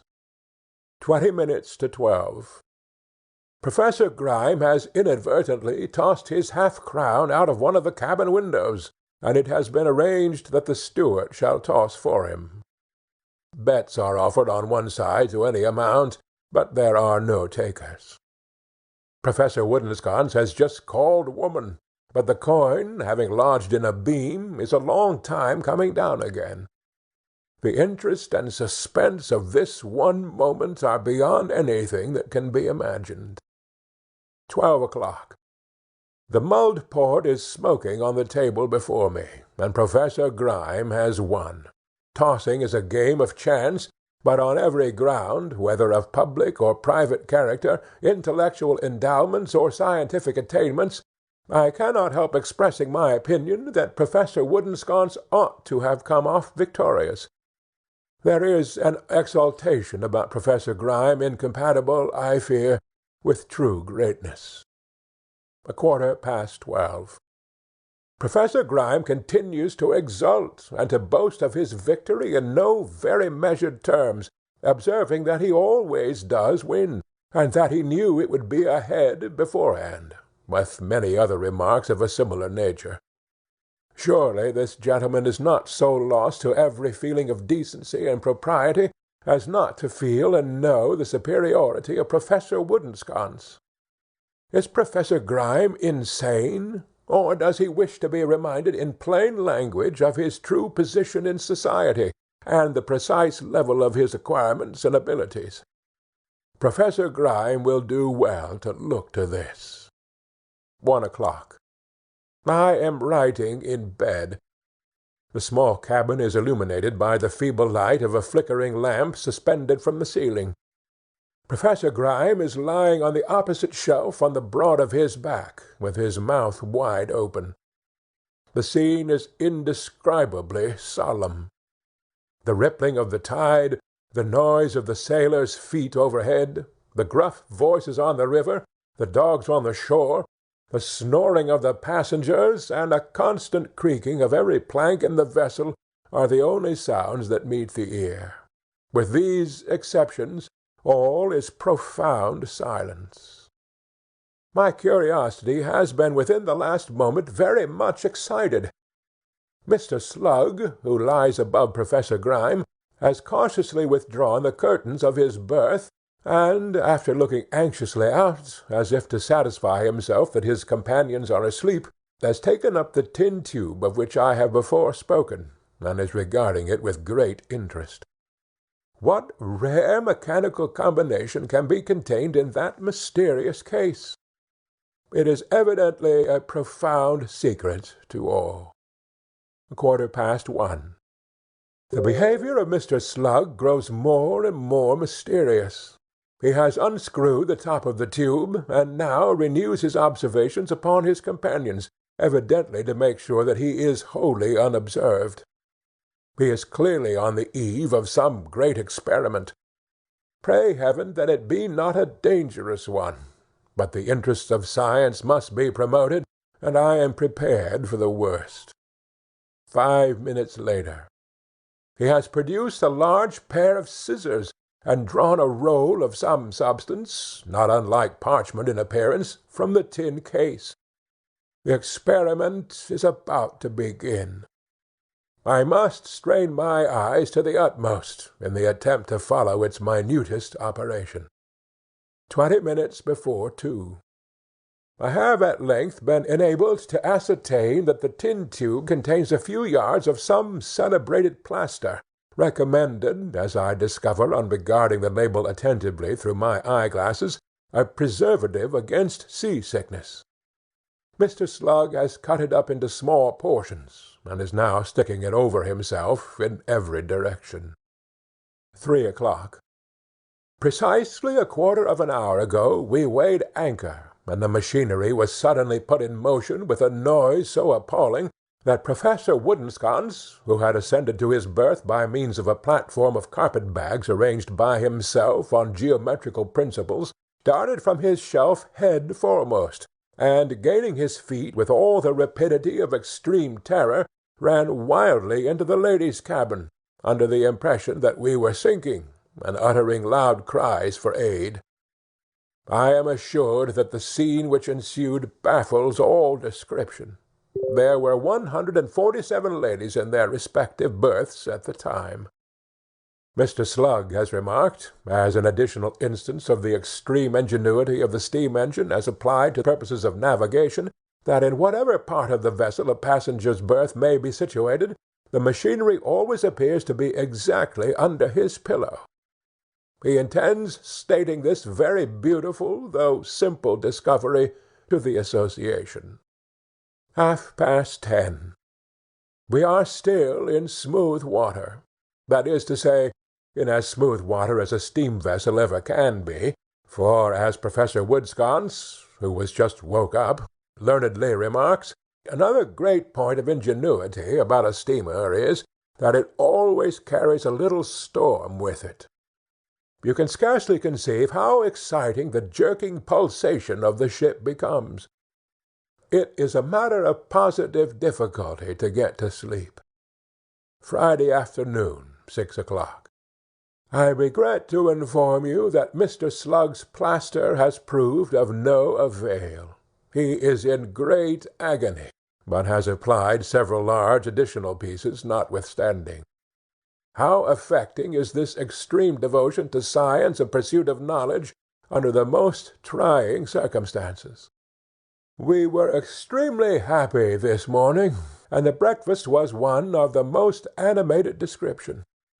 Nothing unpleasant occurred until noon, with the exception of Dr. Foxey's brown silk umbrella and white hat becoming entangled in the machinery, while he was explaining to a knot of ladies the construction of the steam-engine. I fear the gravy soup for lunch was injudicious. We lost a great many passengers almost immediately afterwards. 6:30. I am again in bed. Anything so heart-rending as Mr. Slug's sufferings it has never yet been my lot to witness. 7 o'clock. A messenger has just come down for a clean pocket-handkerchief from Professor Woodensconce's bag. That unfortunate gentleman being quite unable to leave the deck, and imploring constantly to be thrown overboard. From this man I understand that Professor Nogo, though in a state of utter exhaustion, clings feebly to the hard biscuit and cold brandy and water, under the impression that they will yet restore him. Such is the triumph of mind over matter. Professor Grime is in bed, to all appearance quite well, but he will eat, and it is disagreeable to see him. Has this gentleman no sympathy with the sufferings of his fellow-creatures? If he has, on what principle can he call for mutton chops and smile? Black Boy and Summercake, Oldcastle, Saturday noon. You will be happy to learn that I have at length arrived here in safety. The town is excessively crowded, and all the private lodgings and hotels are filled with savans of both sexes. The tremendous assemblage of intellect that one encounters in every street is in the last degree overwhelming. Notwithstanding the throng of people here, I have been fortunate enough to meet with very comfortable accommodation on very reasonable terms, having secured a sofa in the first-floor passage at 1 guinea per night, which includes permission to take my meals in the bar, on condition that I walk about the streets at all other times, to make room for other gentlemen similarly situated. I have been over the outhouses intended to be devoted to the reception of the various sections, both here and at the Boot, Jack, and Countenance, and am much delighted with the arrangements. Nothing can exceed the fresh appearance of the sawdust with which the floors are sprinkled. The forms are unplaned deal, and the general effect, as you can well imagine, is extremely beautiful. 9:30. The number and rapidity of the arrivals are quite bewildering. Within the last 10 minutes a stage-coach has driven up the door, filled inside and out with distinguished characters, comprising Mr. Muddlebrains, Mr. Drawley, Professor Muff, Mr. X. Misty, Mr. X. Misty, Mr. Purblind, Professor Rum, the Honourable and Reverend Mr. Longears, Professor John Ketch, Sir William Joltered, Dr. Buffer, Mr. Smith of London, Mr. Brown of Edinburgh, Sir Hookham Snivy, and Professor Pumpkinskull. The 10 last-named gentlemen are wet through, and looked extremely intelligent. Sunday, 2:00 p.m. The Honourable and Reverend Mr. Longears, accompanied by Sir William Joltered, walked and drove this morning. They accomplished the former feat in boots, and the latter in a hired fly. This has naturally given rise to much discussion. I have just learned that an interview has taken place at the Boot, Jack, and Countenance between Sowster, the active and intelligent beadle of this place, and Professor Pumpkinskull, who, as your readers are doubtless aware, is an influential member of the council. I forbear to communicate any of the rumours to which this very extraordinary proceeding has given rise, until I have seen Sowster, and endeavoured to ascertain the truth from him. 6:30. I engaged a donkey-chaise shortly after writing the above, and proceeded at a brisk trot in the direction of Sowster's residence, passing through a beautiful expanse of country, with red-brick buildings on either side, and stopping in the market-place to observe the spot where Mr. Quackley's hat was blown off yesterday. It is an uneven piece of paving, but has certainly no appearance which would lead one to suppose that any such event had recently occurred there. From this point I proceeded, passing the gas-works and tallow-melters, to a lane which had been pointed out to me as the beadle's place of residence, and before I had driven a dozen yards further, I had the good fortune to meet Sowster himself advancing towards me. Sowster is a fat man, with a more enlarged development of that peculiar conformation of countenance which is vulgarly termed a double chin, than I remember to have ever seen before. He has also a very red nose, which he attributes to a habit of early rising, so red indeed that but for this explanation I should have supposed it to proceed from occasional inebriety. He informed me that he did not feel himself at liberty to relate what had passed between himself and Professor Pumpkinskull, but had no objection to state that it was connected with a matter of police regulation, and added with peculiar significance, "Never was such times." You will easily believe that this intelligence gave me considerable surprise, not wholly unmixed with anxiety, and that I lost no time in waiting on Professor Pumpkinskull, and stating the object of my visit.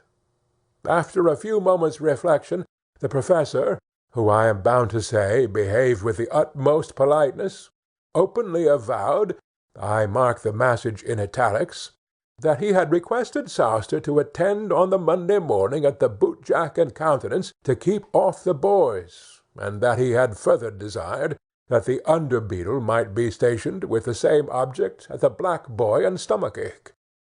Now, I leave this unconstitutional proceeding to your comments and the consideration of your readers. I have yet to learn that a beadle, without the precincts of a church, churchyard, or workhouse, and acting otherwise than under the express orders of churchwardens and overseers in council assembled, to enforce the law against people who come upon the parish and other offenders, has any lawful authority whatever over the rising youth of this country. I have yet to learn that a beadle can be called out by any civilian to exercise a domination and despotism over the boys of Britain. I have yet to learn that a beadle will be permitted by the commissioners of poor law regulation to wear out the soles and heels of his boots in illegal interference with the liberties of people not proved poor or otherwise criminal. I have yet to learn that a beadle has power to stop up the Queen's highway at his will and pleasure, or that the whole width of the street is not free and open to any man, boy, or woman in existence, up to the very walls of the house, say, be they black boys and stomachaches, or boot jacks and countenances, I care not. 9 o'clock.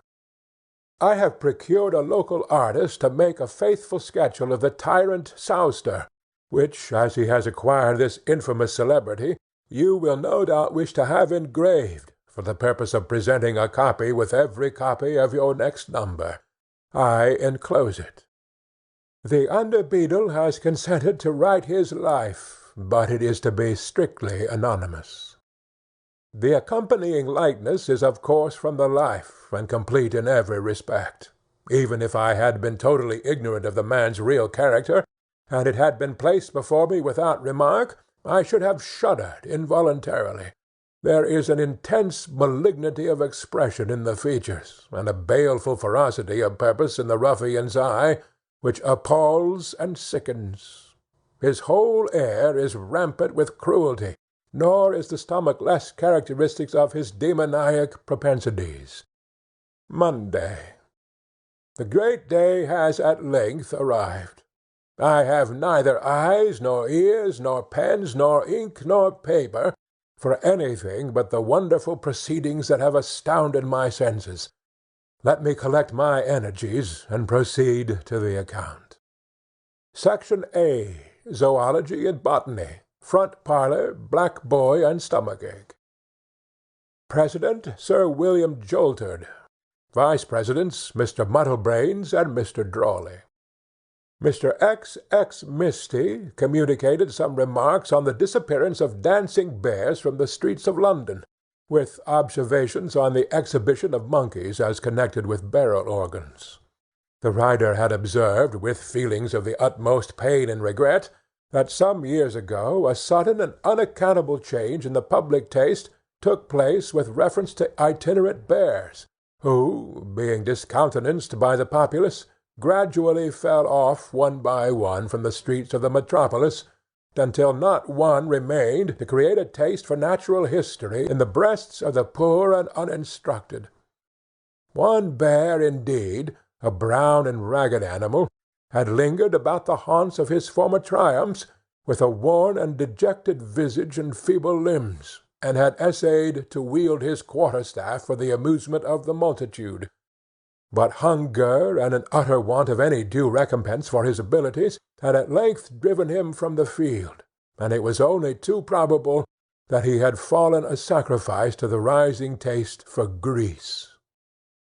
He regretted to add that a similar and no less lamentable change had taken place with reference to monkeys. These delightful animals had formerly been almost as plentiful as the organs on the tops of which they were accustomed to sit. The proportion in the year 1829, it appeared by the parliamentary return, being as one monkey to 3 organs. Owing, however, to an altered taste in musical instruments, and the substitution, in a great measure, of narrow boxes of music for organs, which left the monkeys nothing to sit upon, this source of public amusement was wholly dried up. Considering it a matter of the deepest importance, in connection with national education, that the people should not lose such opportunities of making themselves acquainted with the manners and customs of 2 most interesting species of animals, the author submitted that some measures should be immediately taken for the restoration of these pleasing and truly intellectual amusements. The President inquired by what means the honourable member proposed to attain this most desirable end.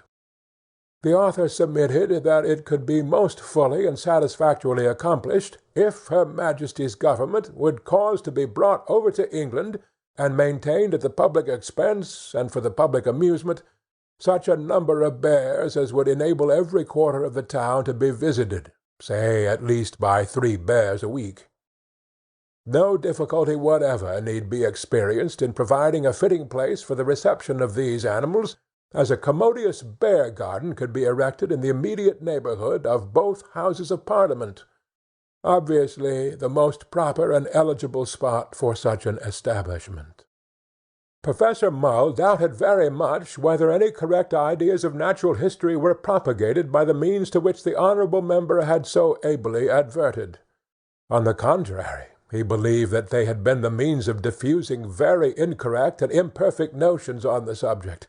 He spoke from personal observation and personal experience when he said that many children of great abilities had been induced to believe, from what they had observed in the streets, at and before the period to which the honourable gentleman had referred, that all monkeys were born in red coats and spangles, and that their hats and feathers also came by nature. He wished to know distinctly whether the honourable gentleman attributed the want of encouragement the bears had met with to the decline of public taste in that respect, or to a want of ability on the part of the bears themselves. Mr. X. Misty replied that he could not bring himself to believe but that there must be a great deal of floating talent among the bears and monkeys generally, which, in the absence of any proper encouragement, was dispersed in other directions. Professor Pumpkinskull wished to take that opportunity of calling the attention of the section to a most important and serious point. The author of the treatise just read had alluded to the prevalent taste for bear's grease as a means of promoting the growth of hair, which undoubtedly was diffused to a very great, and, as it appeared to him, very alarming extent. No gentleman attending that section could fail to be aware of the fact that the youth of the present age evinced, by their behaviour in the streets, and at all places of public resort, a considerable lack of that gallantry and gentlemanly feeling which, in more ignorant times, had been thought becoming. He wished to know whether it were possible that a constant outward application of bear's grease by the young gentlemen about town had imperceptibly infused into those unhappy persons something of the nature and quality of the bear. He shuddered as he threw out the remark, but if this theory, on inquiry, should prove to be well founded, it would at once explain a great deal of unpleasant eccentricity of behaviour, which, without some such discovery, was wholly unaccountable. The President highly complimented the learned gentleman on his most valuable suggestion, which produced the greatest effect upon the assembly, and remarked that only a week previous he had seen some young gentlemen at a theatre eyeing a box of ladies with a fierce intensity, which nothing but the influence of some brutish appetite could possibly explain. It was dreadful to reflect that our youth were so rapidly verging into a generation of bears. After a scene of scientific enthusiasm, it was resolved that this important question should be immediately submitted to the consideration of the Council. The President wished to know whether any gentleman could inform the section what had become of the dancing dogs. A member replied, after some hesitation, that on the day after 3 glee singers had been committed to prison as criminals by a late most zealous police magistrate of the metropolis, The dogs had abandoned their professional duties, and dispersed themselves in different quarters of the town to gain a livelihood by less dangerous means. He was given to understand that since that period they had supported themselves by lying in wait for and robbing blind men's poodles. Mr. Flummery exhibited a twig, claiming to be a veritable branch of that noble tree known to naturalists as the Shakespeare, which has taken root in every land and climate, and gathered under the shade of its broad green boughs the great family of mankind. The learned gentleman remarked that the twig had been undoubtedly called by other names in its time, but that it had been pointed out to him by an old lady in Warwickshire, where the great tree had grown, as a shoot of the genuine Shakespeare, by which name he begged to introduce it to his countrymen. The President wished to know what botanical definition the honourable gentleman would afford of the curiosity. Mr. Flummery expressed his opinion that it was a decided plant. Section B. Display of models in mechanical science. Large room, boot jack and countenance. President, Mr. Mallet. Vice Presidents, Messrs. Lever and Screw.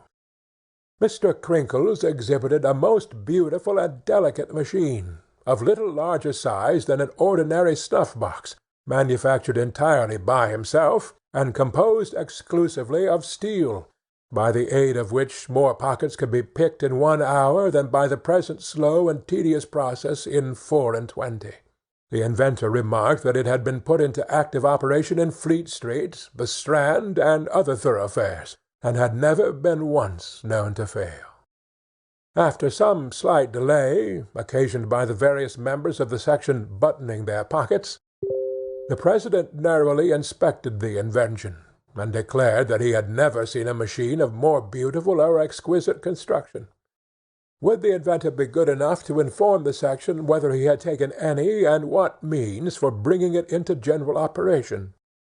Mr. Crinkles stated that, after encountering some preliminary difficulties, he had succeeded in putting himself in communication with Mr. Fogle Hunter, another gentleman connected with the swell mob, who had awarded the invention the very highest and most unqualified approbation.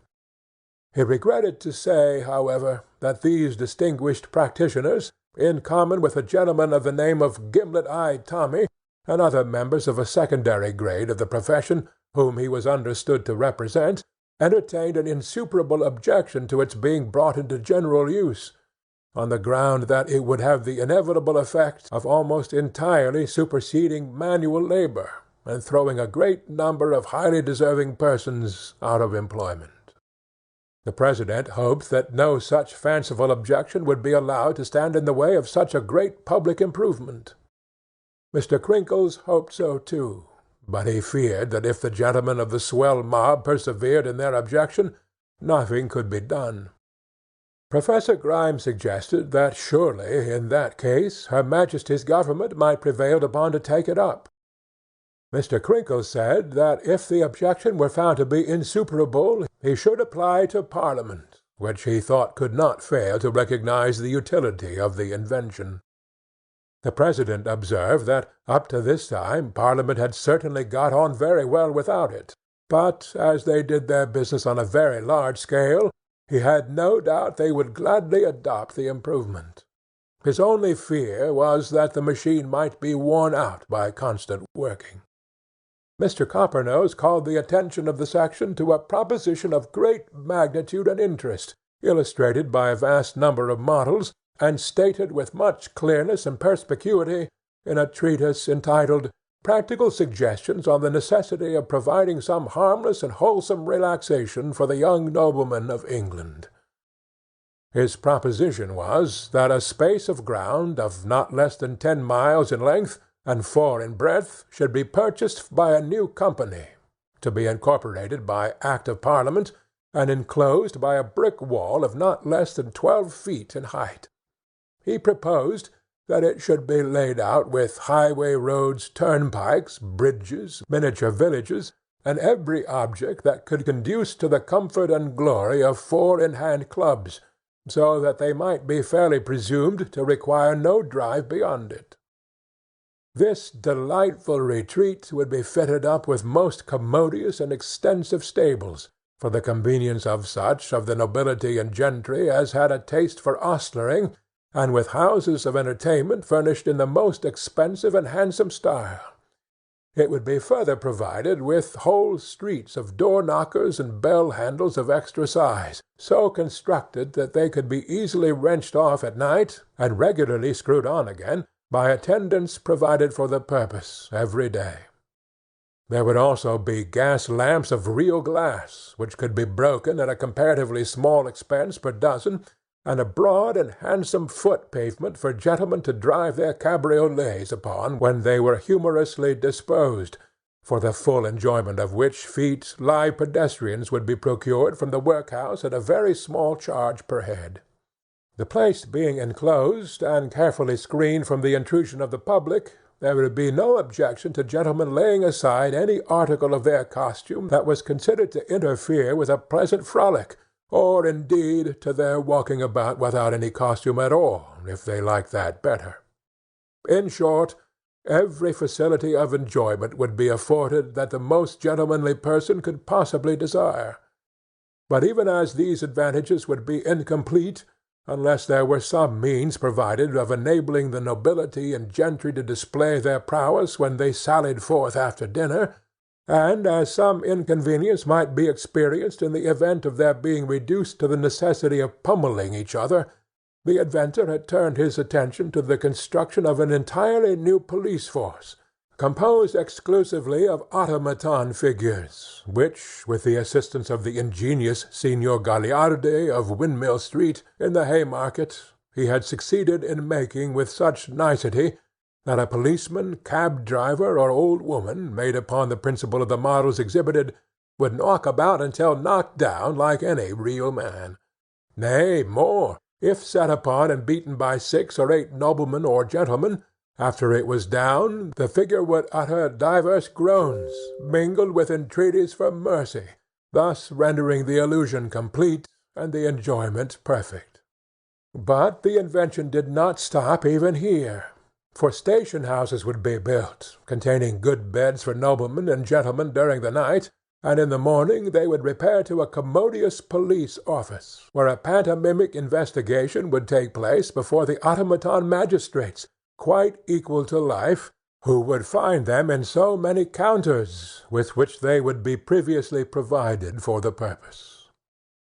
The office would be furnished with an inclined plane, for the convenience of any nobleman or gentleman who might wish to bring in his horse as a witness, and the prisoners would be at perfect liberty, as they are now, to interrupt the complainants as much as they pleased, and to make any remarks that they thought proper. The charge for these amusements would amount to very little more than they already cost, and the inventor submitted that the public would be much benefited and comforted by the proposed arrangement. Professor Nogo wished to be informed what amount of automaton police force it was proposed to raise in the first instance. Mr. Coppernose replied that it was proposed to begin with 7 divisions of police of a score each, lettered from A to G inclusive. It was proposed that not more than half this number should be placed on active duty, and that the remainder should be kept on shelves in the police office, ready to be called out at a moment's notice. The President, awarding the utmost merit to the ingenious gentleman who had originated the idea, doubted whether the automaton police would quite answer the purpose. He feared that noblemen and gentlemen would perhaps require the excitement of thrashing living subjects.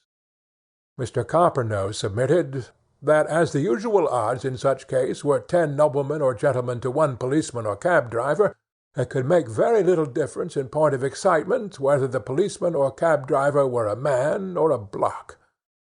The great advantage would be that a policeman's limbs might be all knocked off, and yet he would be in a condition to do duty next day.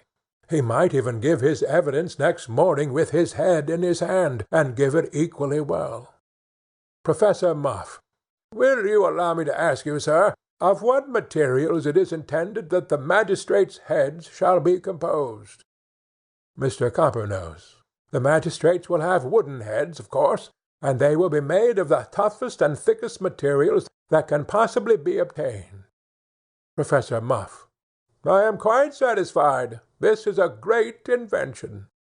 Professor No-Go. I see but one objection to it. It appears to me that the magistrates ought to talk. Mr. Coppernose no sooner heard this suggestion than he touched a small spring in each of the 2 models of magistrates which were placed upon the table. One of the figures immediately began to exclaim, with great volubility, that he was sorry to see gentlemen in such a situation, and the other to express a fear that the policeman was intoxicated. The section, as with one accord, declared with a shout of applause that the invention was complete, and the President, much excited, retired with Mr. Coppernose to lay it before the council. On his return, Mr. Tickle displayed his newly invented spectacles, which enabled the wearer to discern, in very bright colours, objects at a great distance, and rendered him wholly blind to those immediately before him. It was, he said, a most valuable and useful invention, based strictly upon the principle of the human eye. The President required some information upon this point. He had yet to learn that the human eye was remarkable for the peculiarities of which the honourable gentleman had spoken. Mr. Tickle was rather astonished to hear this, when the President could not fail to be aware that a large number of most excellent persons and great statesmen could see with the naked eye most marvellous horrors on West India plantations, while they could discern nothing whatever in the interior of Manchester cotton mills. He must know, too, with what quickness of perception most people could discover their neighbours' faults, and how very blind they were to their own.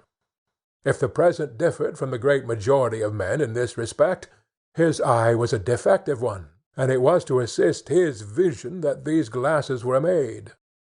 Mr. Blank exhibited a model of a fashionable annual, composed of copper plates, gold leaf, and silk boards, and worked entirely by milk and water.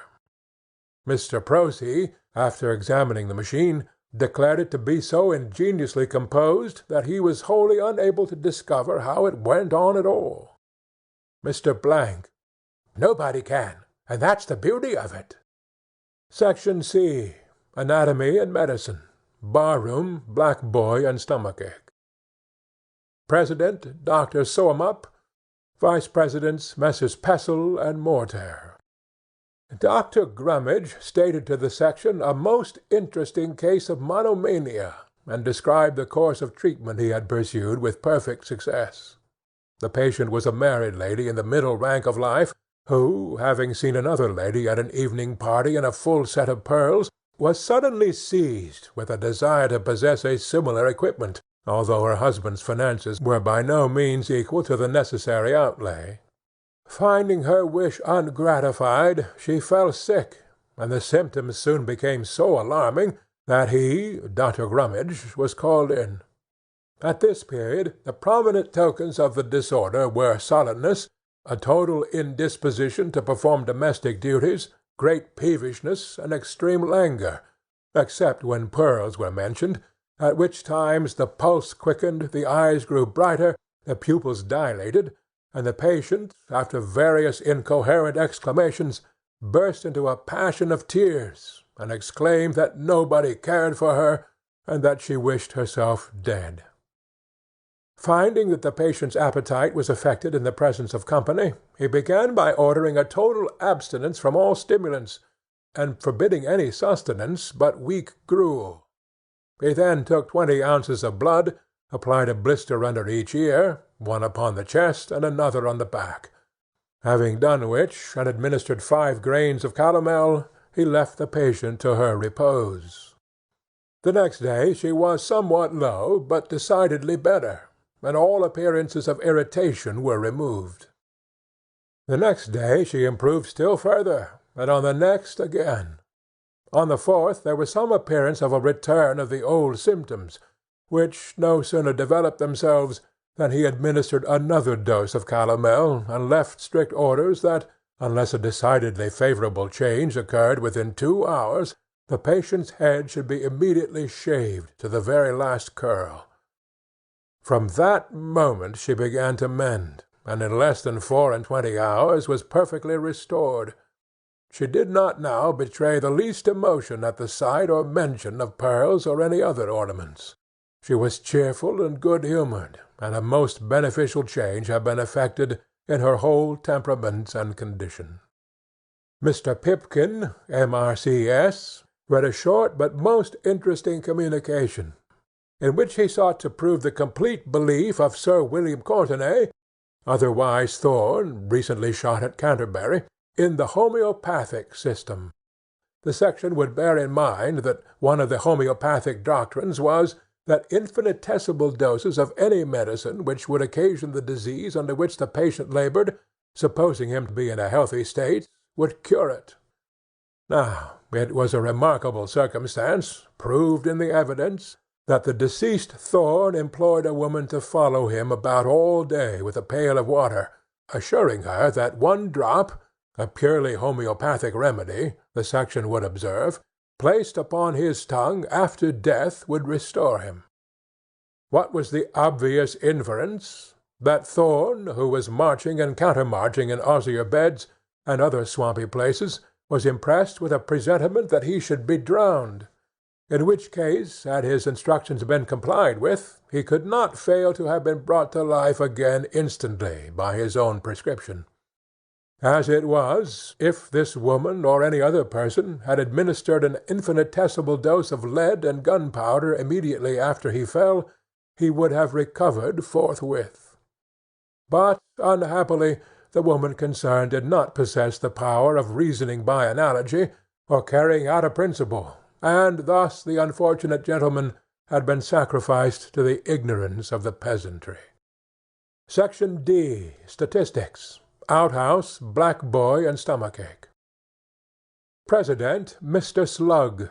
Vice-presidents, Messrs. Noakes and Styles.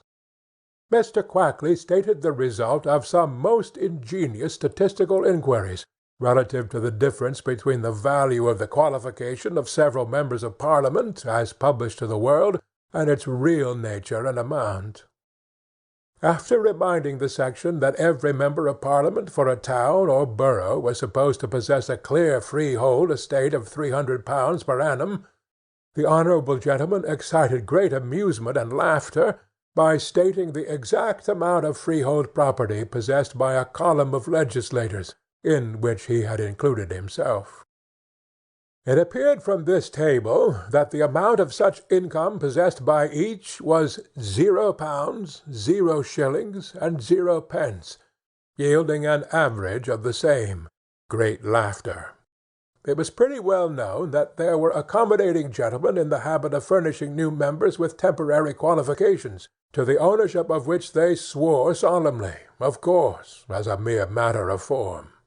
He argued from these data that it was wholly unnecessary for members of Parliament to possess any property at all, especially as when they had none, the public could get them so much cheaper.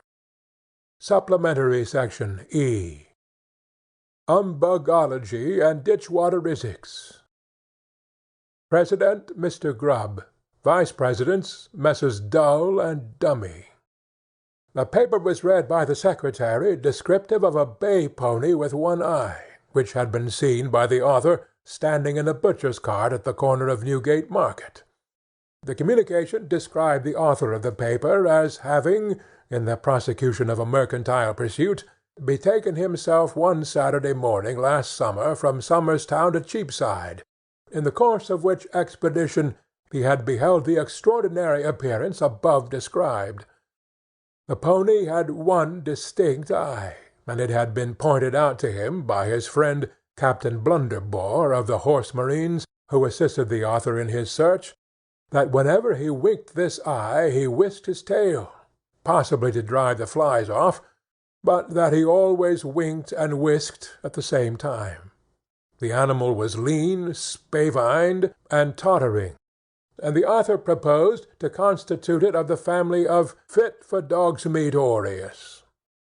It certainly did occur to him that there was no case on record of a pony with one clearly defined and distinct organ of vision, winking and whisking at the same moment. Mr. Q. J. Snuffletoffle, had heard of a pony winking his eye, and likewise of a pony whisking his tail, but whether they were two ponies or the same pony he could not undertake positively to say.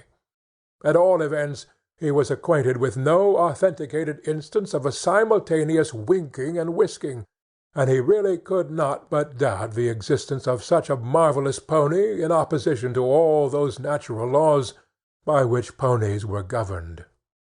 Referring, however, to the mere question of his one organ of vision, might he suggest the possibility of this pony having been literally half asleep at the time he was seen, and having closed only one eye?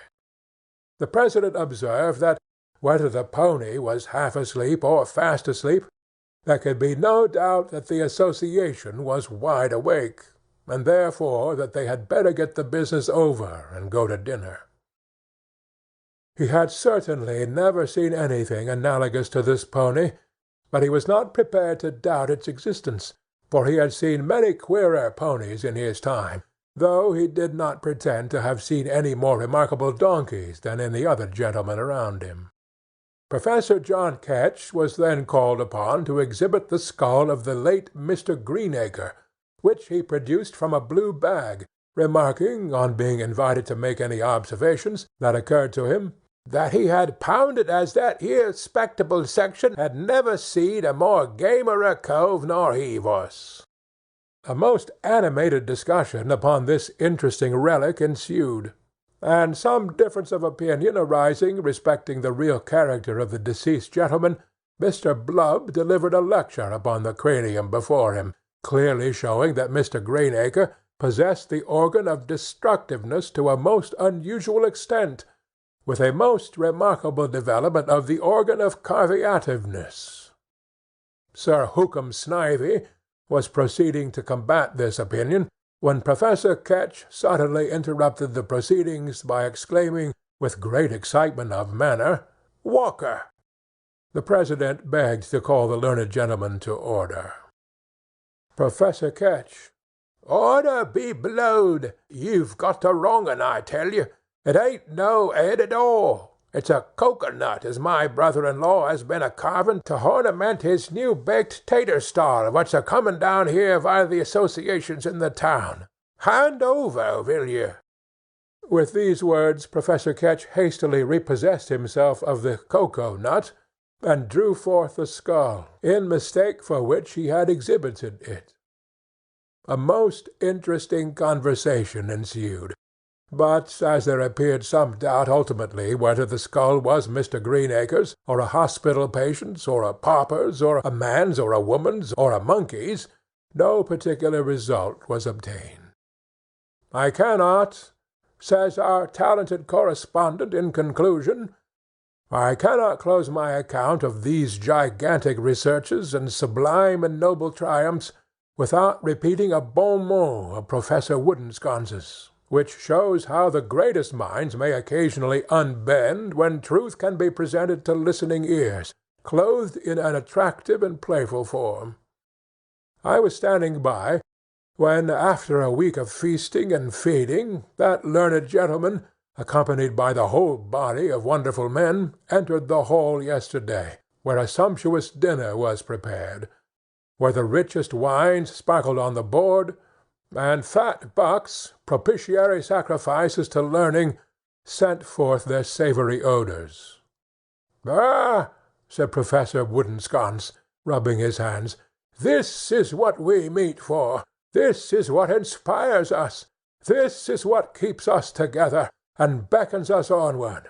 This is the spread of science, and a glorious spread it is." The pantomime of life.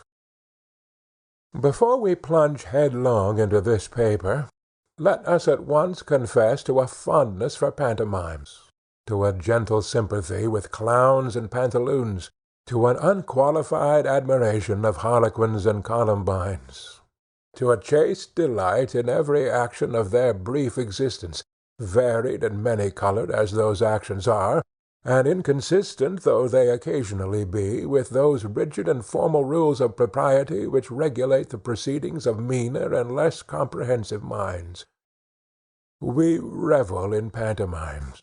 not because they dazzle one's eyes with tinsel and gold leaf, not because they present to us once again the well-beloved chalked faces and goggle eyes of our childhood, not even because, like Christmas Day and Twelfth Night and Shrove Tuesday and one's own birthday, they come to us but once a year. Our attachment is founded on a graver and a very different reason. A pantomime is to us a mirror of life. Nay, more, we maintain that it is so to audiences generally, although they are not aware of it, and that this very circumstance is the secret cause of their amusement and delight. Let us take a slight example. The scene is a street. An elderly gentleman, with a large face and strongly marked features, appears. His countenance beams with a sunny smile, and a perpetual dimple is on his broad red cheek. He is evidently an opulent elderly gentleman, comfortable in circumstances, and well-to-do in the world. He is not unmindful of the adornment of his person, for he is richly, not to say gaudily, dressed. And that he indulges to a reasonable extent in the pleasures of the table may be inferred from the joyous and oily manner in which he rubs his stomach, by way of informing the audience that he is going home to dinner. In the fullness of his heart, in the fancied security of wealth, in the possession and enjoyment of all good things of life, the elder gentleman suddenly loses his footing and stumbles. How the audience roar! He is set upon by a noisy and officious crowd, who buffet and cuff him unmercifully. They scream with delight. Every time the elder gentleman struggles to get up, his relentless persecutors knock him down again. The spectators are convulsed with merriment. And when at last the elder gentleman does get up and staggers away, despoiled of hat, wig, and clothing, himself battered to pieces, and his watch and money gone, they are exhausted with laughter, and express their merriment and admiration in rounds of applause. Is this like life? Change the scene to any real street, to the Stock Exchange, or the City banker's, or the merchant's counting-house, or even the tradesman's shop. See any one of these men fall, the more suddenly, and the nearer the zenith of his pride and riches, the better. What a wild halloo is raised over his prostrate carcass by the shouting mob! How they whoop and yell as he lies humbled beneath them! Mark how eagerly they set upon him when he is down, and how they mock and deride him as he slinks away. Why, it is the pantomime to the very letter. Of all the pantomimic dramatis personae, we consider the pantaloon the most worthless and debauched. Independent of the dislike one naturally feels at seeing a gentleman of his years engaged in pursuits highly unbecoming his gravity and time of life, we cannot conceal from ourselves the fact that he is a treacherous, worldly-minded old villain, constantly enticing his younger companion, the clown, into acts of fraud and petty larceny, and generally standing aside to watch the result of the enterprise. If it be successful, he never forgets to return for his share of the spoil; but if it turn out a failure, he generally retires with remarkable caution and expedition, and keeps carefully aloof until the affair is blown over. His amorous propensities, too, are eminently disagreeable, and his mode of addressing ladies in the open street at noonday is downright improper, being usually neither more nor less than a perceptible tickling of the aforesaid ladies in the waist, after committing which he starts back, manifestly ashamed, as well he may be, of his own indecorum and temerity, continuing, nevertheless, to ogle and beckon to them from a distance in a very unpleasant and immoral manner. Is there any man who cannot count a dozen pantaloons in his own social circle? Is there any man who has not seen them swarming at the west end of the town on a sunshiny day or a summer's evening, going through the last-named pantomimic feats with as much liquorish energy and as total an absence of reserve as if they were on the very stage itself? We can tell upon our fingers a dozen pantaloons of our acquaintance at this moment, capital pantaloons, who have been performing all kinds of strange freaks to the great amusement of their friends and acquaintance for years past, and who to this day are making such comical and ineffectual attempts to be young and dissolute that all beholders are like to die with laughter. Take that old gentleman who has just emerged from the Café de l'Europe in the Haymarket, where he has been dining at the expense of the young man upon town with whom he shakes hands as they part at the door of the tavern. The affected warmth of that shake of the hand, the courteous nod, the obvious recollection of the dinner, the savoury flavour of which still hangs upon his lips, are all characteristics of his great prototype. He hobbles away humming an opera tune, and twirling his cane to and fro, with affected carelessness. Suddenly he stops. 'Tis at the milliner's window. He peeps through one of the large panes of glass, and, his view of the ladies within being obstructed by the India shawls, directs his attentions to the young girl with the bandbox in her hand, who is gazing in at the window also. See, he draws beside her. He coughs. She turns away from him. He draws near her again. She disregards him. He gleefully clucks her under the chin, and retreating a few steps, nods and beckons with fantastic grimaces, while the girl bestows a contemptuous and supercilious look upon his wrinkled visage. She turns away with a flounce, and the old gentleman trots after her with a toothless chuckle. The pantaloon to the life. But the closest resemblance which the clowns of the stage bear to those of everyday life is perfectly extraordinary. Some people talk with a sigh of the decline of pantomime, and murmur in low and dismal tones of the name of Grimaldi. We mean no disparagement to the worthy and excellent old man when we say that this is downright nonsense. Clowns that beat Grimaldi all to nothing turn up every day, and nobody patronizes them. More's the pity. "I know who you mean," says some dirty-faced patron of Mr. Osbaldistone's, laying down the miscellany when he has got thus far, and bestowing upon vacancy at a most knowing glance. "You mean C.J. Smith, as did Guy Fawkes and George Barnwell at the Garden." The dirty-faced gentleman has hardly uttered the words when he is interrupted by a young gentleman in no shirt-collar and a Petersham coat. "No, no," says the young gentleman, "he means Brown, King, and Gibson at the Delphi."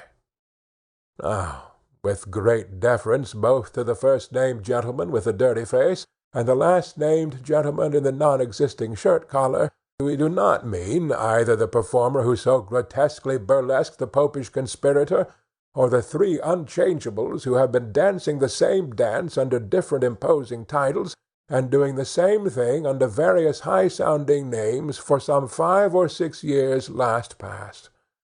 We have no sooner made this avowal than the public, who have hitherto been silent witnesses of the dispute, inquire what on earth it is we do mean, and with becoming respect we proceed to tell them.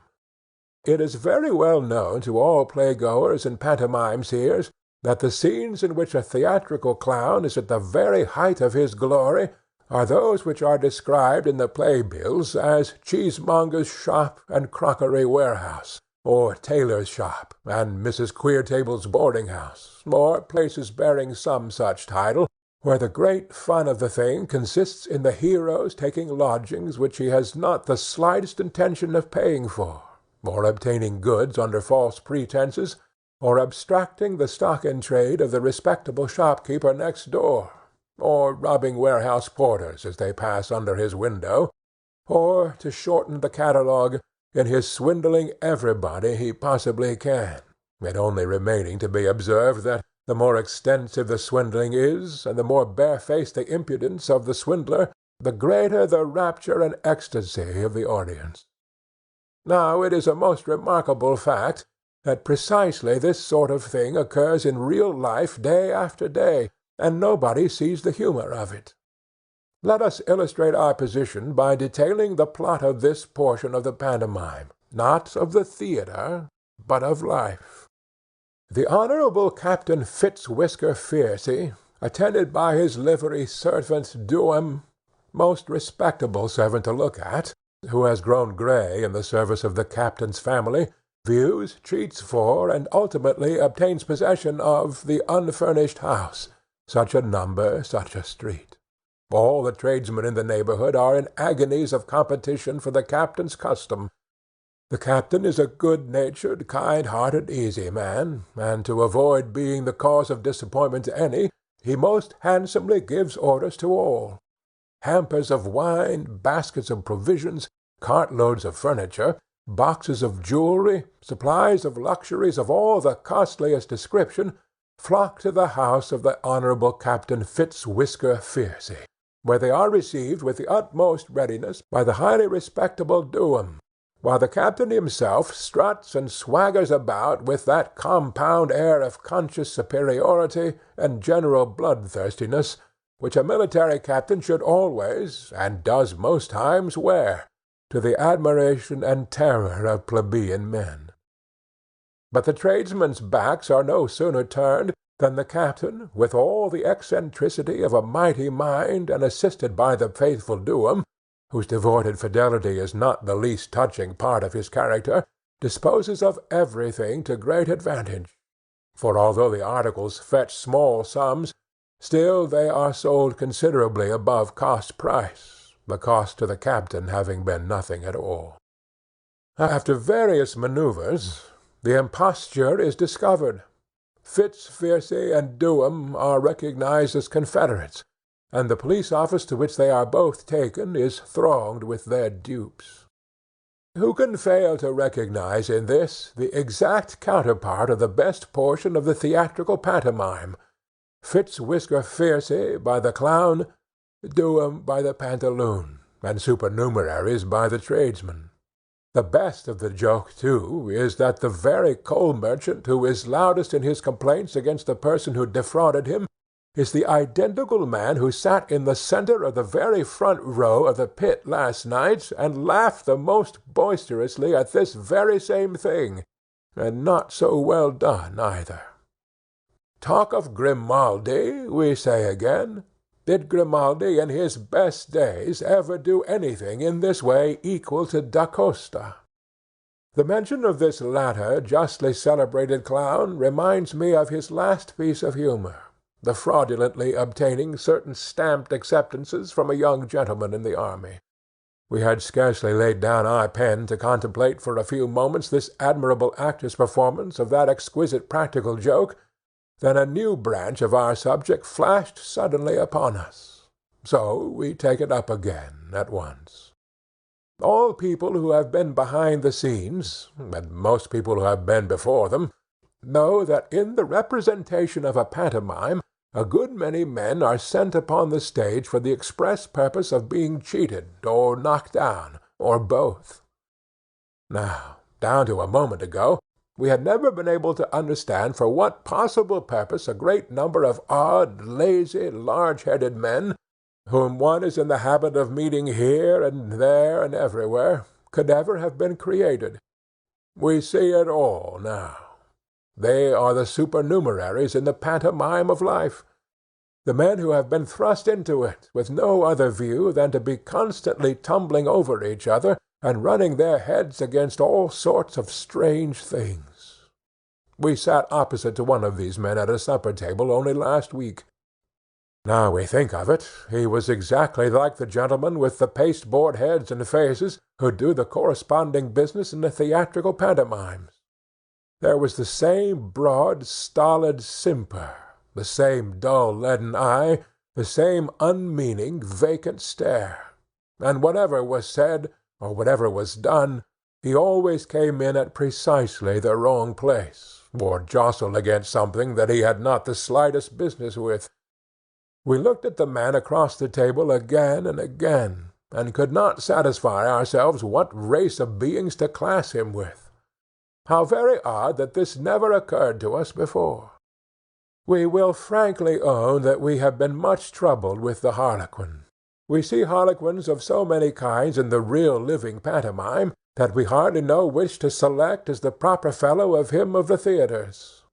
At one time we were disposed to think that the harlequin was neither more nor less than a young man of family and independent of property, who had run away with an opera dancer and was fooling his life and his means away in light and trivial amusements. On reflection, however, we remembered that harlequins are occasionally guilty of witty and even clever acts, and we are rather disposed to acquit our young men of family and independent property, generally speaking, of any such misdemeanours. On a more mature consideration of the subject, we have arrived at the conclusion that the harlequins of life are just ordinary men, to be found in no particular walk or degree, on whom a certain station or particular conjunction of circumstances confers the magic wand. And this brings us to a few words on the pantomime of public and political life, which we shall say at once and then conclude, merely premising in this place that we decline any reference whatever to the Columbine, being in no wise satisfied of the nature of her connection with her party-coloured lover, and not feeling by any means clear that we should be justified in introducing her to the virtuous and respectable ladies who peruse our lucubration. We take it that the commencement of a session of Parliament is neither more nor less than the drawing up of the curtain for a grand comic pantomime, and that his Majesty's most gracious speech on the opening thereof may not be inaptly compared to the clown's opening speech of Here We Are. My lords and gentlemen, here we are, appears, to our mind at least, to be a very good abstract of the point and meaning of the propitiatory address of the ministry. When we remember how frequently this speech is made, immediately after the change too, the parallel is quite perfect, and still more singular. Perhaps the cast of our political pantomime never was richer than at this day. We are particularly strong in clowns.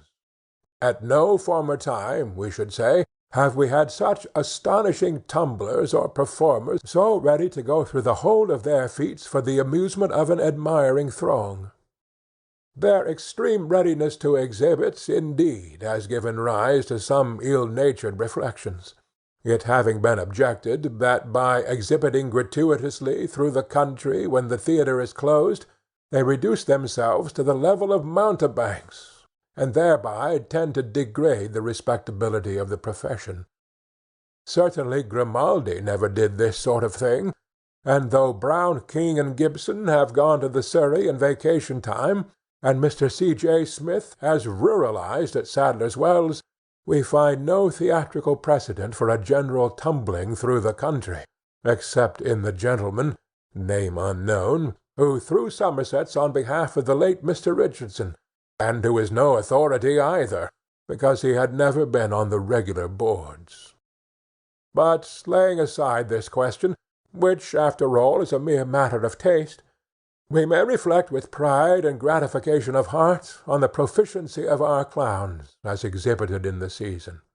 Night after night will they twist and tumble about till 2, 3, and 4 o'clock in the morning, playing the strangest antics, and giving each other the funniest slaps on the face that can possibly be imagined, without evincing the smallest tokens of fatigue. The strange noises, the confusion, the shouting and roaring, amid which all this is done, too, would put to shame the most turbulent sixpenny gallery that ever yelled through a boxing night.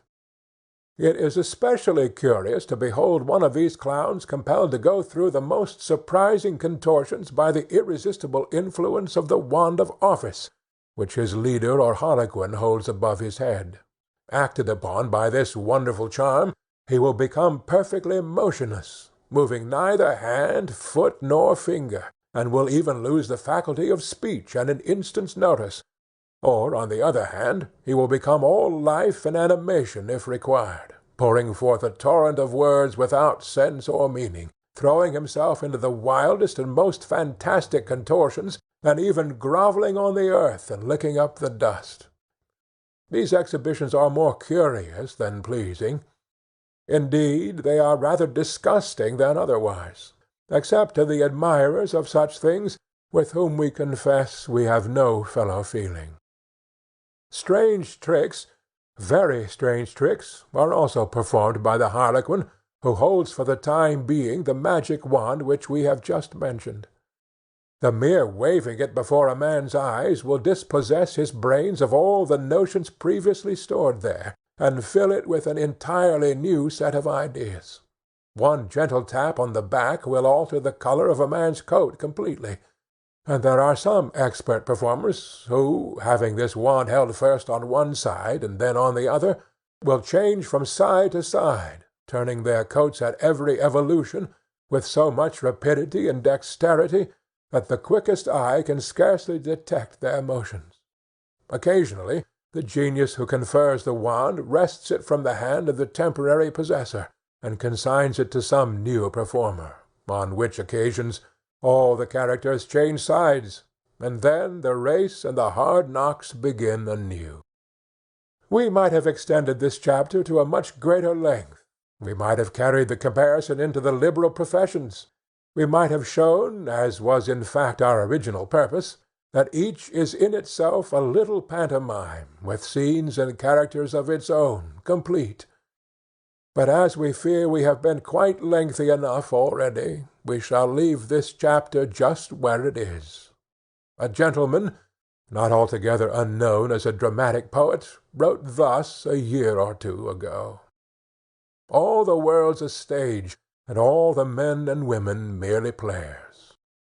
And we, tracking out his footsteps to a scarcely worth mentioning little distance of a few millions of leagues behind, venture to add, by way of a new reading, that he meant a pantomime, and that we all are actors in the pantomime of life.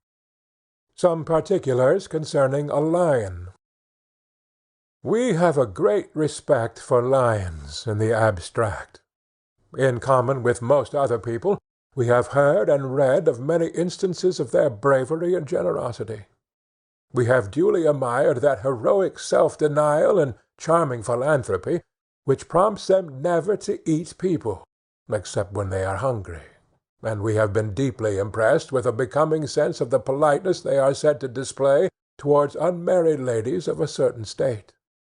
All natural histories teem with anecdotes illustrative of their excellent qualities, and one old spelling-book in particular recounts a touching instance of an old lion of high moral dignity and stern principle, who felt it his imperative duty to devour a young man who had contracted a habit of swearing, as a striking example to the rising generation. All this is extremely pleasant to reflect upon, and indeed says a very great deal in favor of lions as a mass. We are bound to state, however, that such individual lions as we have happened to fall in with have not put forth any very striking characteristics, and have not acted up to the chivalrous character assigned them by their chroniclers. We never saw a lion in what is called his natural state, certainly. That is to say, we have never met a lion out walking in a forest, or crouching in his lair under a tropical sun, waiting till his dinner should happen to come by, hot from the baker's. But we have seen some under the influence of captivity and the pressure of misfortune, and we must say that they appear to us very apathetic, heavy-headed fellows. The lion at the Zoological Gardens, for instance. He is all very well. He has an undeniable mane, and looks very fierce. But, Lord bless us, what of that? The lions of the fashionable world look just as ferocious, and are the most harmless creatures breathing. A box-lobby lion or a Regent Street animal will put on a most terrible aspect, and roar fearfully, if you affront him, but he will never bite, and if you offer to attack him manfully, will fairly turn tail and sneak off. Doubtless these creatures roam about sometimes in herds, and if they meet any especially meek-looking and peaceably disposed fellow, will endeavor to frighten him. But the faintest show of a vigorous resistance is sufficient to scare them even then. These are pleasant characteristics, whereas we make it a matter of distinct charge against the zoological lion and his brethren at the fairs, that they are sleepy, dreamy, sluggish quadrupeds. We do not remember to have ever seen one of them perfectly awake, except at feeding time. In every respect we uphold the biped lions against their four-footed namesakes, and we boldly challenge controversy upon the subject. With these opinions it may be easily imagined that our curiosity and interest were very much excited the other day, when a lady of our acquaintance called on us and resolutely declined to accept our refusal of her invitation to an evening party. "For," said she, "I have got a lion coming." We at once retracted our plea of a prior engagement, and became as anxious to go as we had previously been to stay away.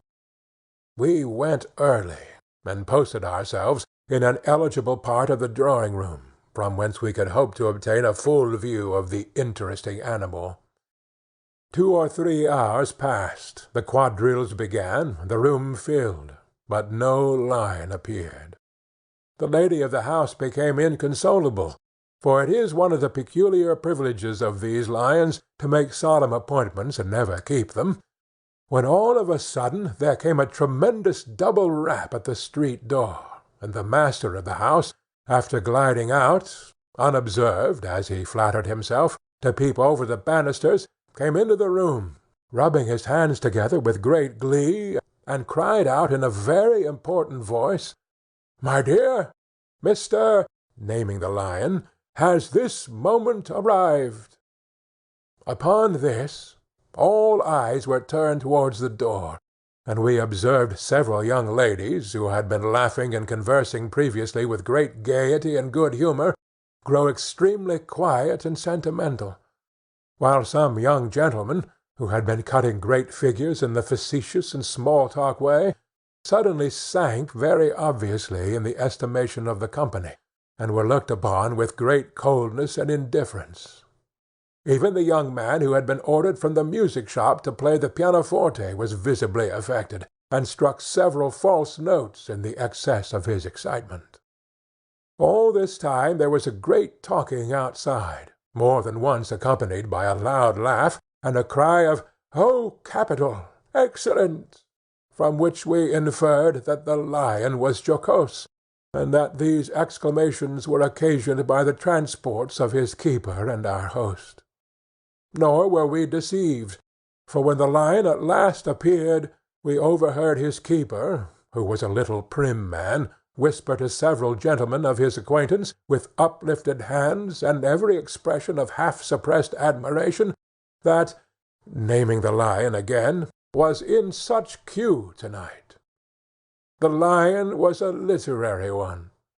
Of course there were a vast number of people present who had admired his roarings, and were anxious to be introduced to him, and very pleasant it was to see them brought up for the purpose, and to observe the patient dignity with which he received all their patting and caressing.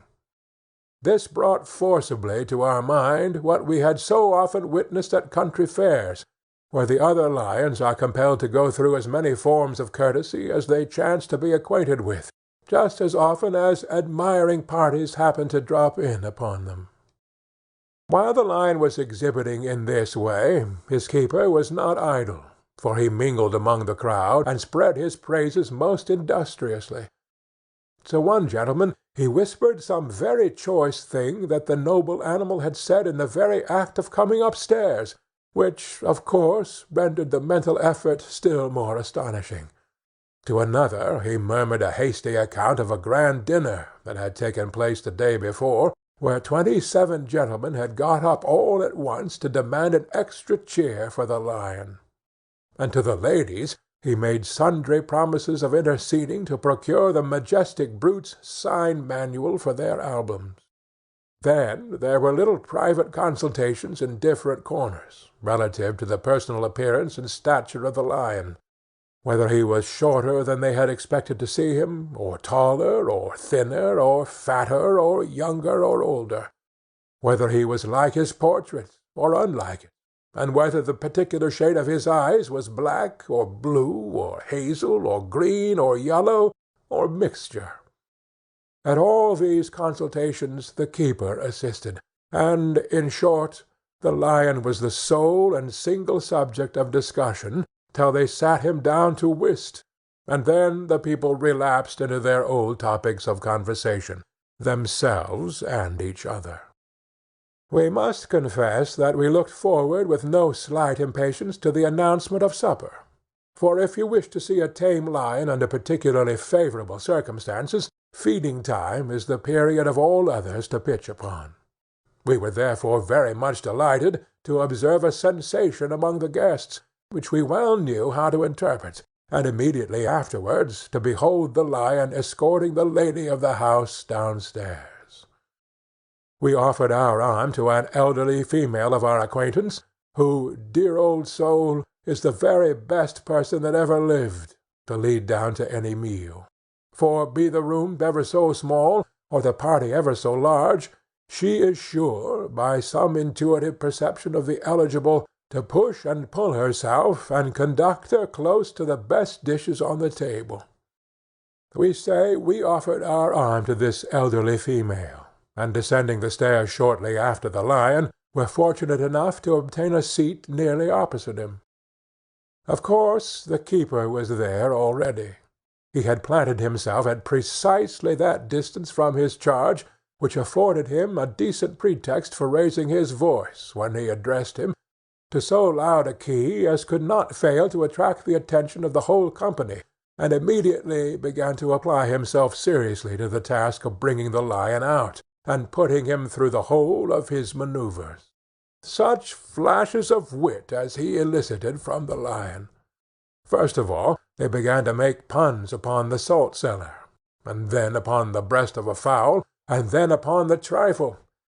But the best jokes of all were decidedly on the lobster salad, upon which latter subject the lion came out most vigorously, and in the opinion of the most competent authorities quite outshone himself. This is a very excellent mode of shining in society, and is founded, we humbly conceive, upon the classic model of the dialogues between Mr. Punch and his friend the proprietor, wherein the latter takes all the uphill work, and is content to pioneer to the jokes and repartees of Mr. P. himself, who never fails to gain great credit and excite much laughter thereby. Whatever it be founded upon, however, we recommend it to all lions, present and to come, for in this instance it succeeded to admiration, and perfectly dazzled the whole body of hearers.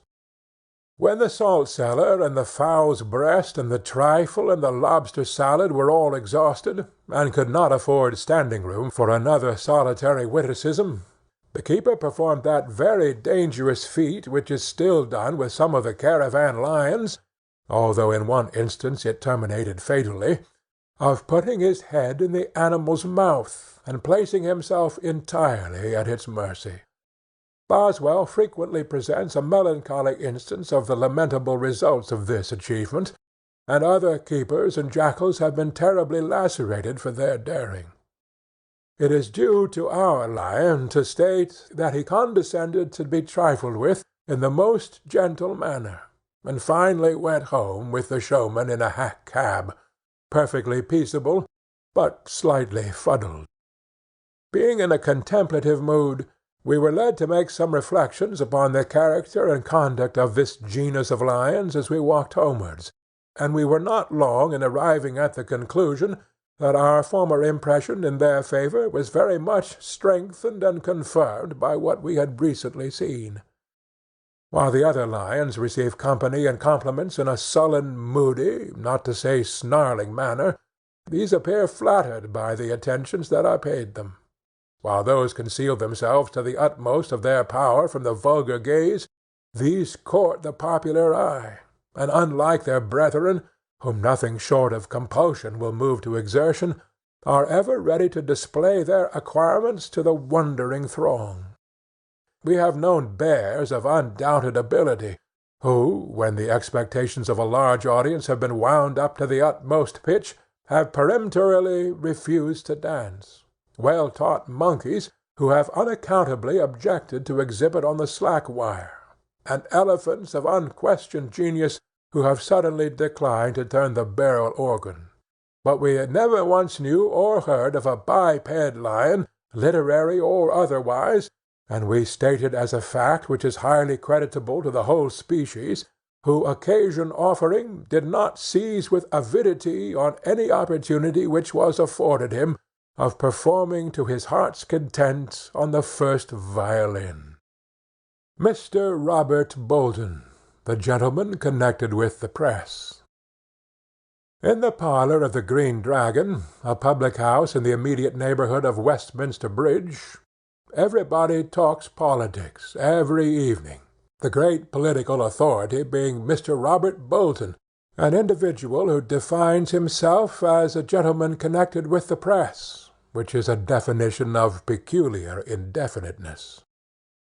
Mr. Robert Bolton's regular circle of admirers and listeners are an undertaker, a greengrocer, a hairdresser, a baker, a large stomach surmounted by a man's head and placed on the top of two particularly short legs, and a thin man in black, name, profession, and pursuit unknown, who always sits in the same position, always displays the same long vacant face, and never opens his lips, surrounded as he is by most enthusiastic conversation, except to puff forth a volume of tobacco smoke, or give vent to a very snappy, loud, and shrill ahem, ahem. The conversation sometimes turns upon literature, Mr. Bolton being a literary character, and always upon such news of the day as is exclusively possessed by that talented individual. I found myself, of course accidentally, in the Green Dragon the other evening, and, being somewhat amused by the following conversation, preserved it. "Can you lend me a £10 note till Christmas?" inquired the hairdresser of the stomach. "Where's your security, Mr. Clip?" "My stock in trade. There's enough of it, I'm thinking, Mr. Thickness. Some 50 wigs, 2 poles, half a dozen head blocks, and a dead Bruin." "No, I won't, then," growled out Thickness. "I lends nothing on the security of the wigs or the poles either. As for wigs, they're cheats. As for the poles, they've got no cash. I never have nothing to do with blockheads, unless I can't avoid it," ironically. "And a dead bear is about as much use to me as I could be to a dead bear." "Well, then," urged the other, "there's a book as belonged to Pope, Byron's Poems, valued at £40, because it's got Pope's identical scratch on the back. What do you think of that for security?" "Well, to be sure," cried the baker. But how do you mean, Mr. Clip?" "Mean? Why, that it's got the autograph of Pope. Steal not this book for fear of hangman's rope, for it belongs to Alexander Pope. All that's written on the inside of the binding of the book, so, as my son says, we're bound to believe it." "Well, sir," observed the undertaker, deferentially and in a half-whisper, leaning over the table and knocking over the hairdresser's grog as he spoke, "that argument's very easy upset." "Perhaps, sir," said Clip, a little flurried, "you'll pay for the first upset afore you thinks of another." "Now," said the undertaker, bowing amicably to the hairdresser, I think, you'll excuse me, Mr. Clip, I think, you see, that won't go down with the present company. Unfortunately, my master had the honour of making the coffin of that here lord's housemaid not no more nor 20 years ago. I think I'm proud on it, gentlemen. Others might be, but I hate rank of any sort. I've no more respect for a lord's footman than I have for any respectable tradesman in this room. I may say no more, nor I have for Mr. Clip," bowing. "Therefore that here lord must have been born after Pope died, and it's a logical interference to defer that they neither of 'em lived at the same time. So what I mean is this here. that Pope never had no book, never seed, felt, never smelt no book, triumphantly, as belongs to that 'ere lord. And, gentlemen, when I consider how patiently you have earned the ideas what I have expressed, I feel bound, as the best way to reward you for the kindness you have exhibited, to sit down without saying anything more, particular as I perceive a worthier visitor nor myself is just entered. I am not in the habit of paying compliments, gentlemen. When I do, therefore, I hope I strikes with double force." "Ah, Mr. Murgatroyd, what's all this about striking with double force?" said the object of the above remark, as he entered. "I never excuse a man's getting into a rage during winter, even when he's seated so close to the fire as you are. It is very injudicious to put yourself into such a perspiration. What is the cause of this extreme physical and mental excitement, sir?"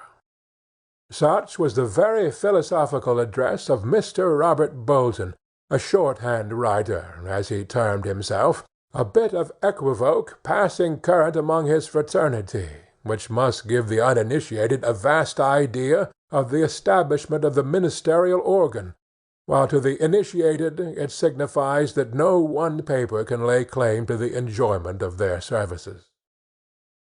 Mr. Bolton was a young man, with a somewhat sickly and very dissipated expression of countenance. His habiliments were composed of an exquisite union of gentility, slovenliness, assumption, simplicity, newness, and old age. Half of him was dressed for the winter, the other half for the summer. His hat was of the newest cut, the D'Orsay. His trousers had been white, but the inroads of mud and ink, etc., had given them a piebald appearance. Round his throat he wore a very high black cravat, of the most tyrannical stiffness, while his tout ensemble was hidden beneath the enormous folds of an old brown poodle-coloured great-coat, which was closely buttoned up to the aforesaid cravat. His fingers peeped through the ends of his black kid gloves, and two of the toes of each foot took a similar view of society through the extremities of his high-lows. Sacred to the bare walls of his garret be the mysteries of his interior dress. He was a short, spare man, of a somewhat inferior deportment. Everybody seemed influenced by his entry into the room, and his salutation of each member partook of the patronizing.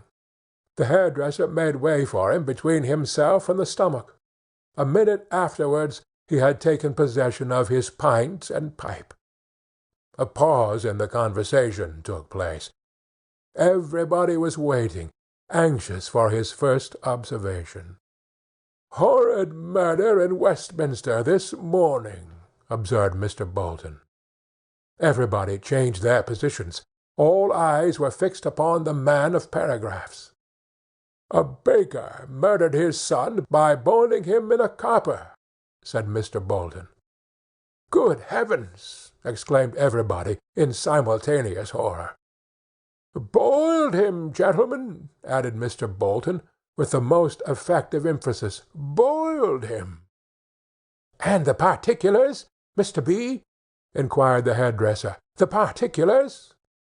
Mr. Bolton took a very long draught of porter, and some 2 or 3 dozen whiffs of tobacco, doubtless to instil into the commercial capacities of the company the superiority of a gentleman connected with the press, and then said, "The man was a baker, gentlemen." Every one looked at the baker present, who stared at Bolton.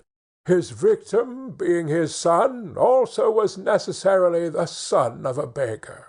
The wretched murderer had a wife, whom he was frequently in the habit, while in an intoxicated state, of kicking, pummelling, flinging mugs at, knocking down, and half killing while in bed, by inserting in her mouth a considerable portion of a sheet or blanket.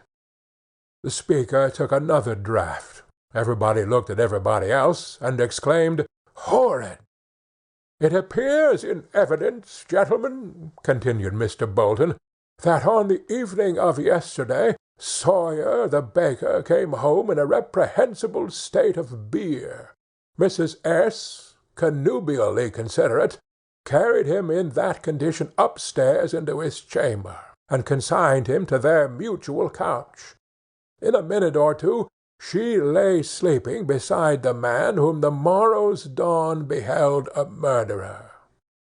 Entire silence informed the reporter that his picture had attained the awful effect he desired.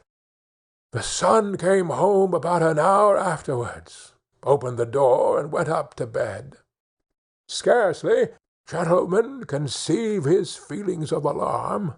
Scarcely had he taken off his indescribables, when shrieks, to his experienced ear maternal shrieks, scared the silence of surrounding night. He put his indescribables on again and ran downstairs. He opened the door of the parental bedchamber.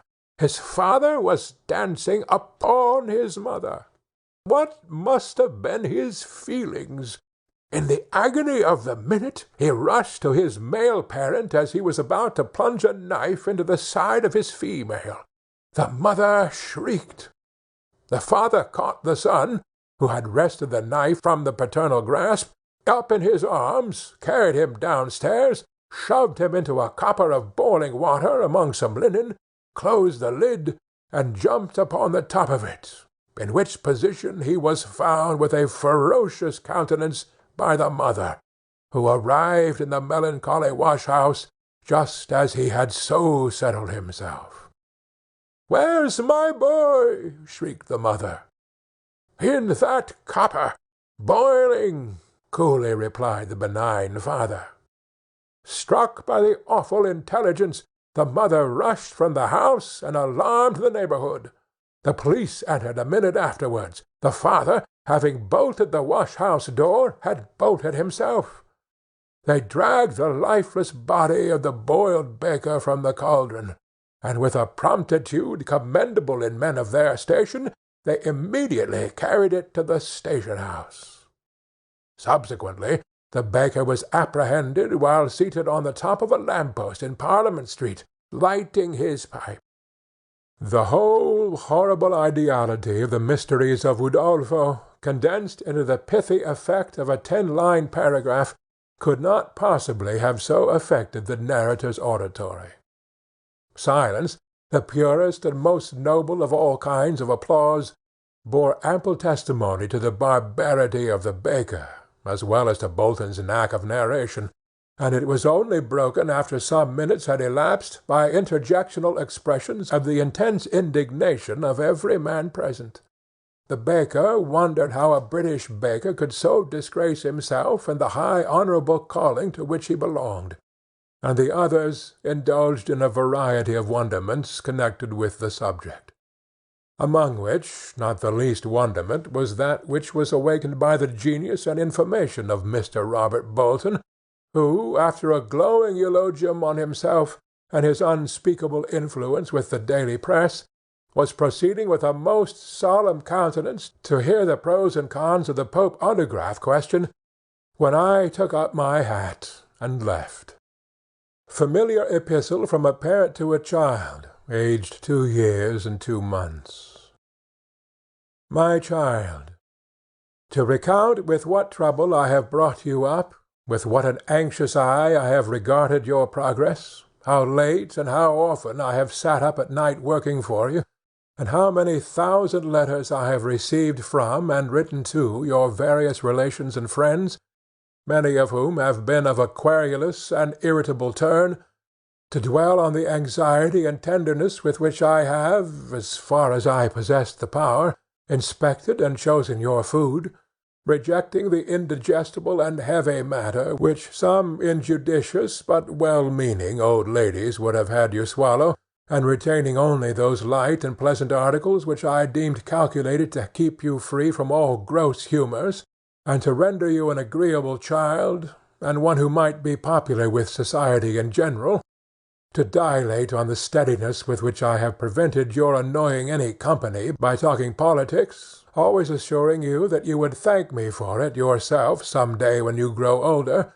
To expatiate, in short, upon my own assiduity as a parent is beside my present purpose, though I cannot but contemplate your fair appearance, your robust health, and unimpeded circulation, which I take to be the great secret of your good looks, without the liveliest satisfaction and delight.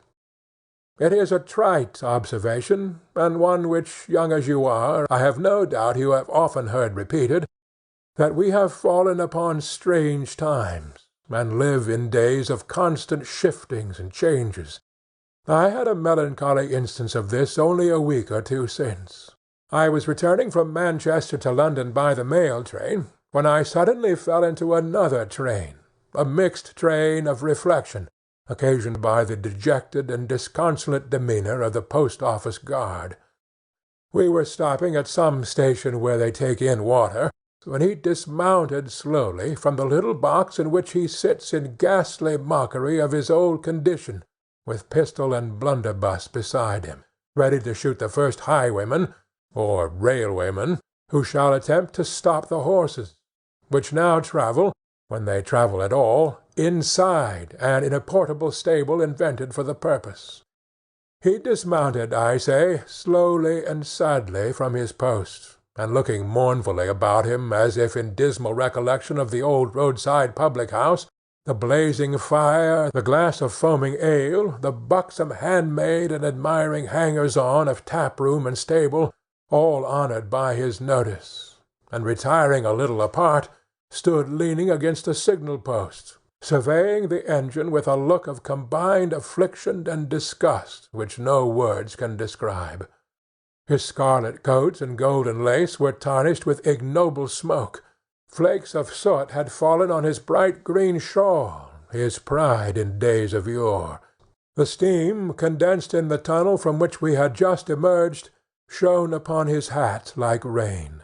His eye betokened that he was thinking of the coachman, and as it wandered to his own seat and his own fast-fading garb, it was plain to see that he felt his office and himself had alike no business there, and were nothing but an elaborate practical joke. As we whirled away, I was led insensibly into an anticipation of those days to come, when mail-coach guards shall no longer be judges of horseflesh, when a mail-coach guard shall never even have seen a horse, when stations shall have superseded stables, and corn shall have given place to coke. In these dawning times, thought I, exhibition-rooms shall teem with portraits of Her Majesty's favourite engine, with boilers after nature by future Landseers. Some Amberg, yet unborn, shall break wild horses by his magic power, and the dress of a mail-coach guard exhibit his trained animals in a mock mail-coach. Then shall wondering crowds observe how that, with the exception of his whip, it is all his eyes, and crowned heads shall see them fed on oats, and stand alone unmoved and undismayed, while counters flee affrighted when the coursers neigh. Such, my child, were the reflections from which I was only awakened, then, as I am now, by the necessity of attending to matters of present though minor importance. I offer no apology to you for the digression, for it brings me very naturally to the subject of change, which is the very subject of which I desire to treat. In fact, my child, you have changed hands. Henceforth I resign you to the guardianship and protection of one of my most intimate and valued friends, Mr. Ainsworth, with whom and with you my best wishes and warmest feelings will ever remain. I reap no gain or profit by parting from you, nor will any conveyance of your property be required, for in this respect you have always been literally Bentley's miscellany, and never mine. Unlike the driver of the old Manchester mail, I regard this altered state of things with feelings of unmingled pleasure and satisfaction. Unlike the guard of the new Manchester mail, your guard is at home in his new place, and has roystering highwaymen and gallant desperadoes ever within call. And if I might compare you, my child, to an engine, Not a Tory engine, not a Whig engine, but a brisk and rapid locomotive, your friends and patrons to passengers, and he who now stands towards you in loco parentis as the skilful engineer and supervisor of the whole, I would humbly crave leave to postpone the departure of the train on its new and auspicious course for one brief instant, while, with hat in hand, I approach side by side with the friend who travelled with me on the old road, and presume to solicit favour and kindness in behalf of him and his new charge, both for their sakes and that of the old coachman, Boz.